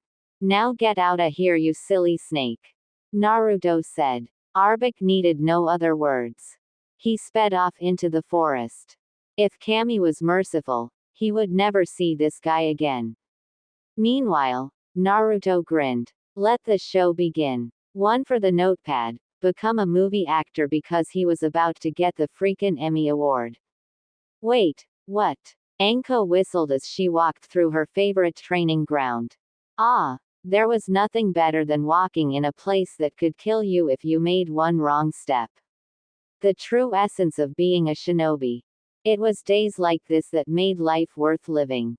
Well, almost. She was afraid to leave Kurenai by herself.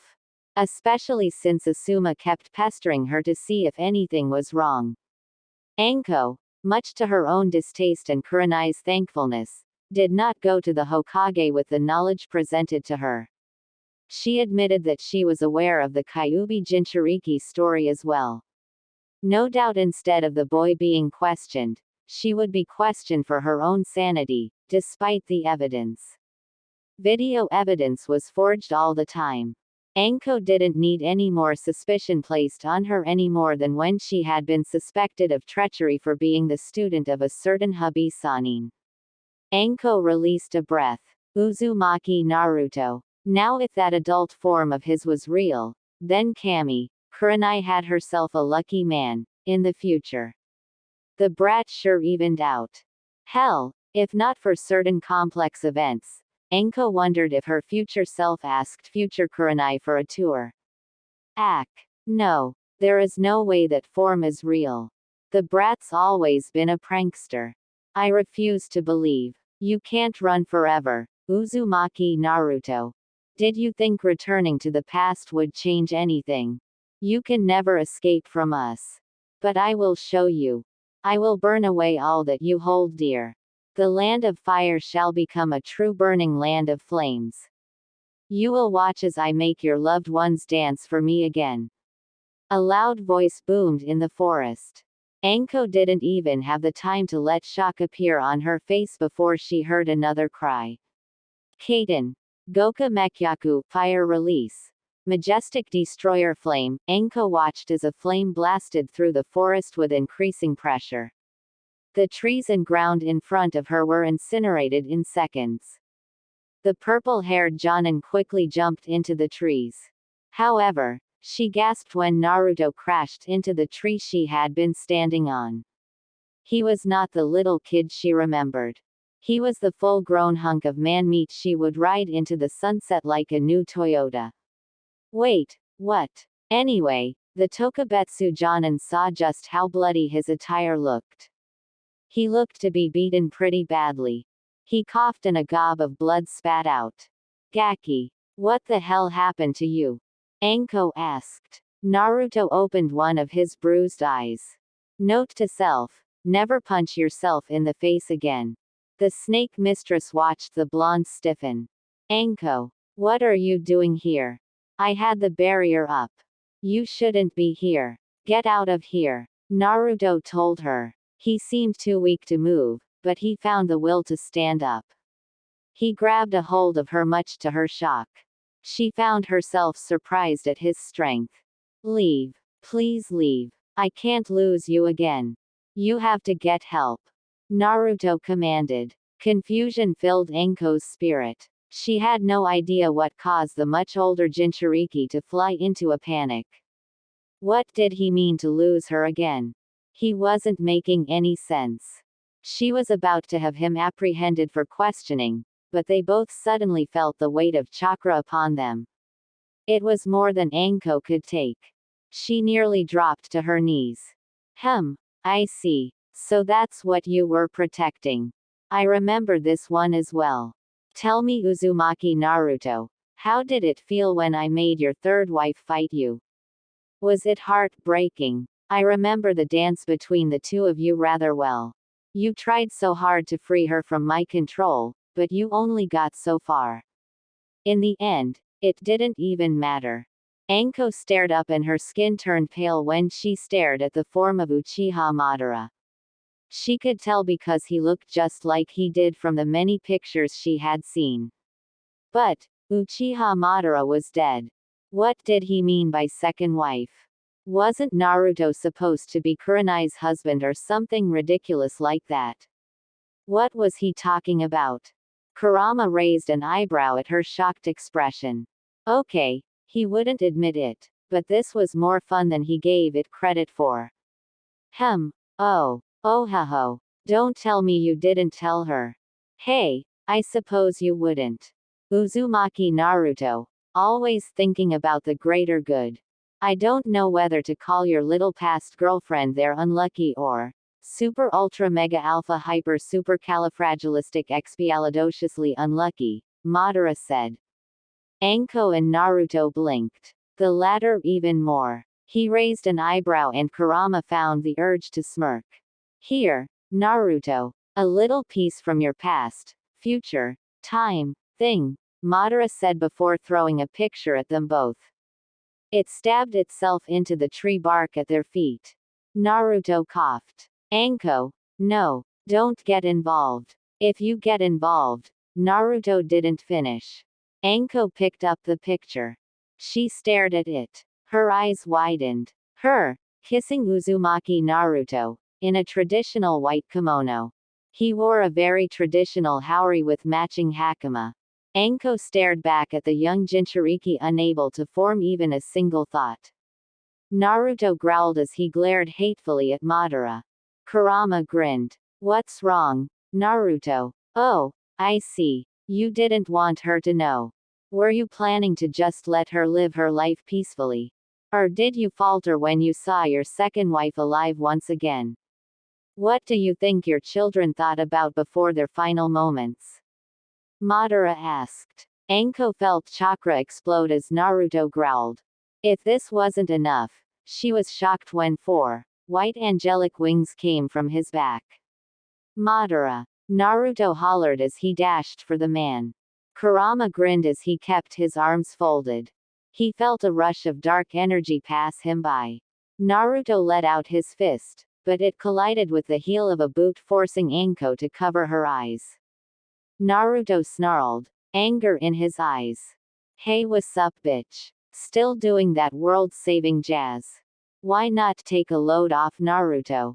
Have some fun. Kill some humans. It's a great stress reliever. For both parties. Naruto, his teeth at the wide grin in front of him of the man he had crashed with. Alucard. Since when do you work for Madara? Naruto asked. Alucard smirked at the excitement in Naruto's eyes, but he kept the fun down. Whoa, whoa, whoa, whoa, whoa, whoa, whoa, whoa, whoa, whoa, whoa, who do you take me for, Voldemort? I work for no one. I just thought I'd bust a cap on ya just like you did me. Good times, remember. Besides, I'm not the only one here. Hey Scully, say hello. He called. Naruto stiffened when he and the female Jonin could feel the massive pressure which flooded the forest. I distinctly recall informing you not to call me that. Hell flame. Another being called and a rush of black fire threatened to cover Anko's form. She wanted to move, but the pressure of these monsters before her was too much. She stared at the black flames. Was she going to die? Suddenly, arms wrapped around her. She stared into Naruto's blue eyes before he cried in pain as the flame crashed into his back, burning his wings. He fell on top of the snake mistress. She stared at him in shock. Anko, run. I couldn't bear it if you and Kurenai died again. Get away, Naruto said before he passed out. Oh boy. Anko called to him, but she noticed that he was out cold. Whatever chakra he had possessed was utterly gone. She could tell. Anko then stared at the ancient shinobi who had fought with Hashirama Senju. She then turned to look at the one called Alucard, who seemed to find great pleasure in their situation, and lastly, a walking, talking skeleton wearing purple robes, Scully. Ha ha ha, are you kidding? You're a walking, talking dog fantasy. It perfectly describes you. Ain's wool gown, ha ha ha, get it. It's like a gown, for women. Alucard replied. The pressure from Ain's quickly exploded before Madara landed next to them. Did you just assume a demonic skeleton's gender? Look at that manly bathrobe. It reminds me of Anderson. Ah, good old forced religion. Alucard replied. Madara and Ains stared at Mothering Vampire for a moment before turning to their associates. Looks like they ran off, Ains said. Madara shook his head and brushed some of his hair out of his face. Oh no, who could have been responsible for distracting us? Kurama Madara asked. Both demons glared at the immortal vampire. Alucard gave a wide grin. Looks like I just experienced interdimensional time travel. The nearest human McDonald's is about 55 dimensions away. I'm not even killing anyone for this. I deserve something. Alucard replied. Ains folded his arms. This isn't because he plowed your Protestant master before you did, right? Ains asked. Alucard glanced off to the side. He then floated to the tree branch where they stood. What? Me? Hold a grudge? No. No no no no no no no no no no. I'm just having fun enjoying the scenery. It's a good night for a walk, Alucard said. Kurama and Ains facepalmed. Hey Nai-chan, turns out, Uzumaki Naruto really is from the future. I just met future Madara, an undead talking skeleton, and an undead vampire. Yeah, I might have also been married to the Gaki as well. Sure Nai-chan, let's have a threesome. I'm down. Anko said with a growl as she rested Naruto's body against the wall of the cave. Naruto slowly opened his eyes. Why are you still here? You gotta get outta here, Naruto said with a groan. Anko turned around and noticed him awake. She folded her arms. Gee, thank you Anko-sama for saving my life. Oh no problem, Gaki. Happy to do it, Anko replied, glaring at him. However, to her surprise Naruto glared right back at her. He struggled to stand to his feet. His once vibrant wings lost their lighted touch. I didn't ask you to save me. I specifically told you that Madara isn't like your Madara. He was strong enough to fight the 5 every single cage from every village that we tried to resurrect together. Now he's got himself an army in the future that he'll take to overwhelm this time. I need to stop him. I won't let him do it again. For you see Anko, we're not dealing with the average Uchiha shinobi anymore. Naruto said. He began to walk out of the cavern. The average what? Stop talking in vague sentences. I saved your life. You could at least tell me the damn truth about whatever is going on here. Anko said, but she was quickly faced with overwhelming pressure. The truth. The truth. You want the truth. You can't handle the truth. Naruto screamed at her, but he forced himself to calm down. He faced her and he dropped to his knees. Not again, Anko. I can't lose you too. You, Kurenai-chan. I lost you both once. I will not do it Agai. Naruto stiffened. No, not now. Did they really have to show up now? Both noticed the walls slowly starting to drip red blood. A dark, decrepit hand grabbed Anko's face much to her shock. She couldn't even scream and neither could Naruto before the two were dragged into the darkness. Anko! Naruto cried. No, no, not this time Sadako. Not this time, Kayako. Naruto was not going to let you have your way again. With a mighty cry that shook the cave they were in, a bright light blasted from Naruto's body. The last of his power. He turned and noticed the two spirits standing near the entrance.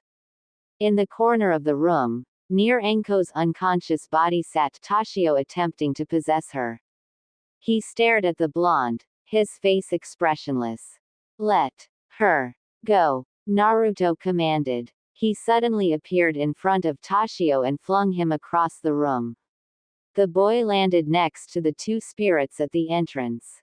I never thought Madara would bring you three back either. Well, it doesn't matter. Leave Enko out of this.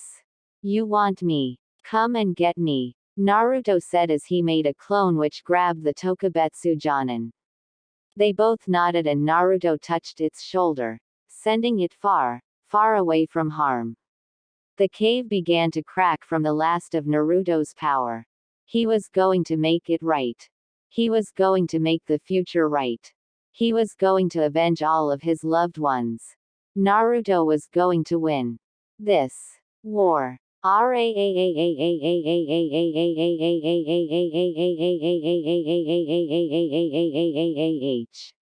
Naruto hollered at the top of his lungs as he dashed for the three ghosts.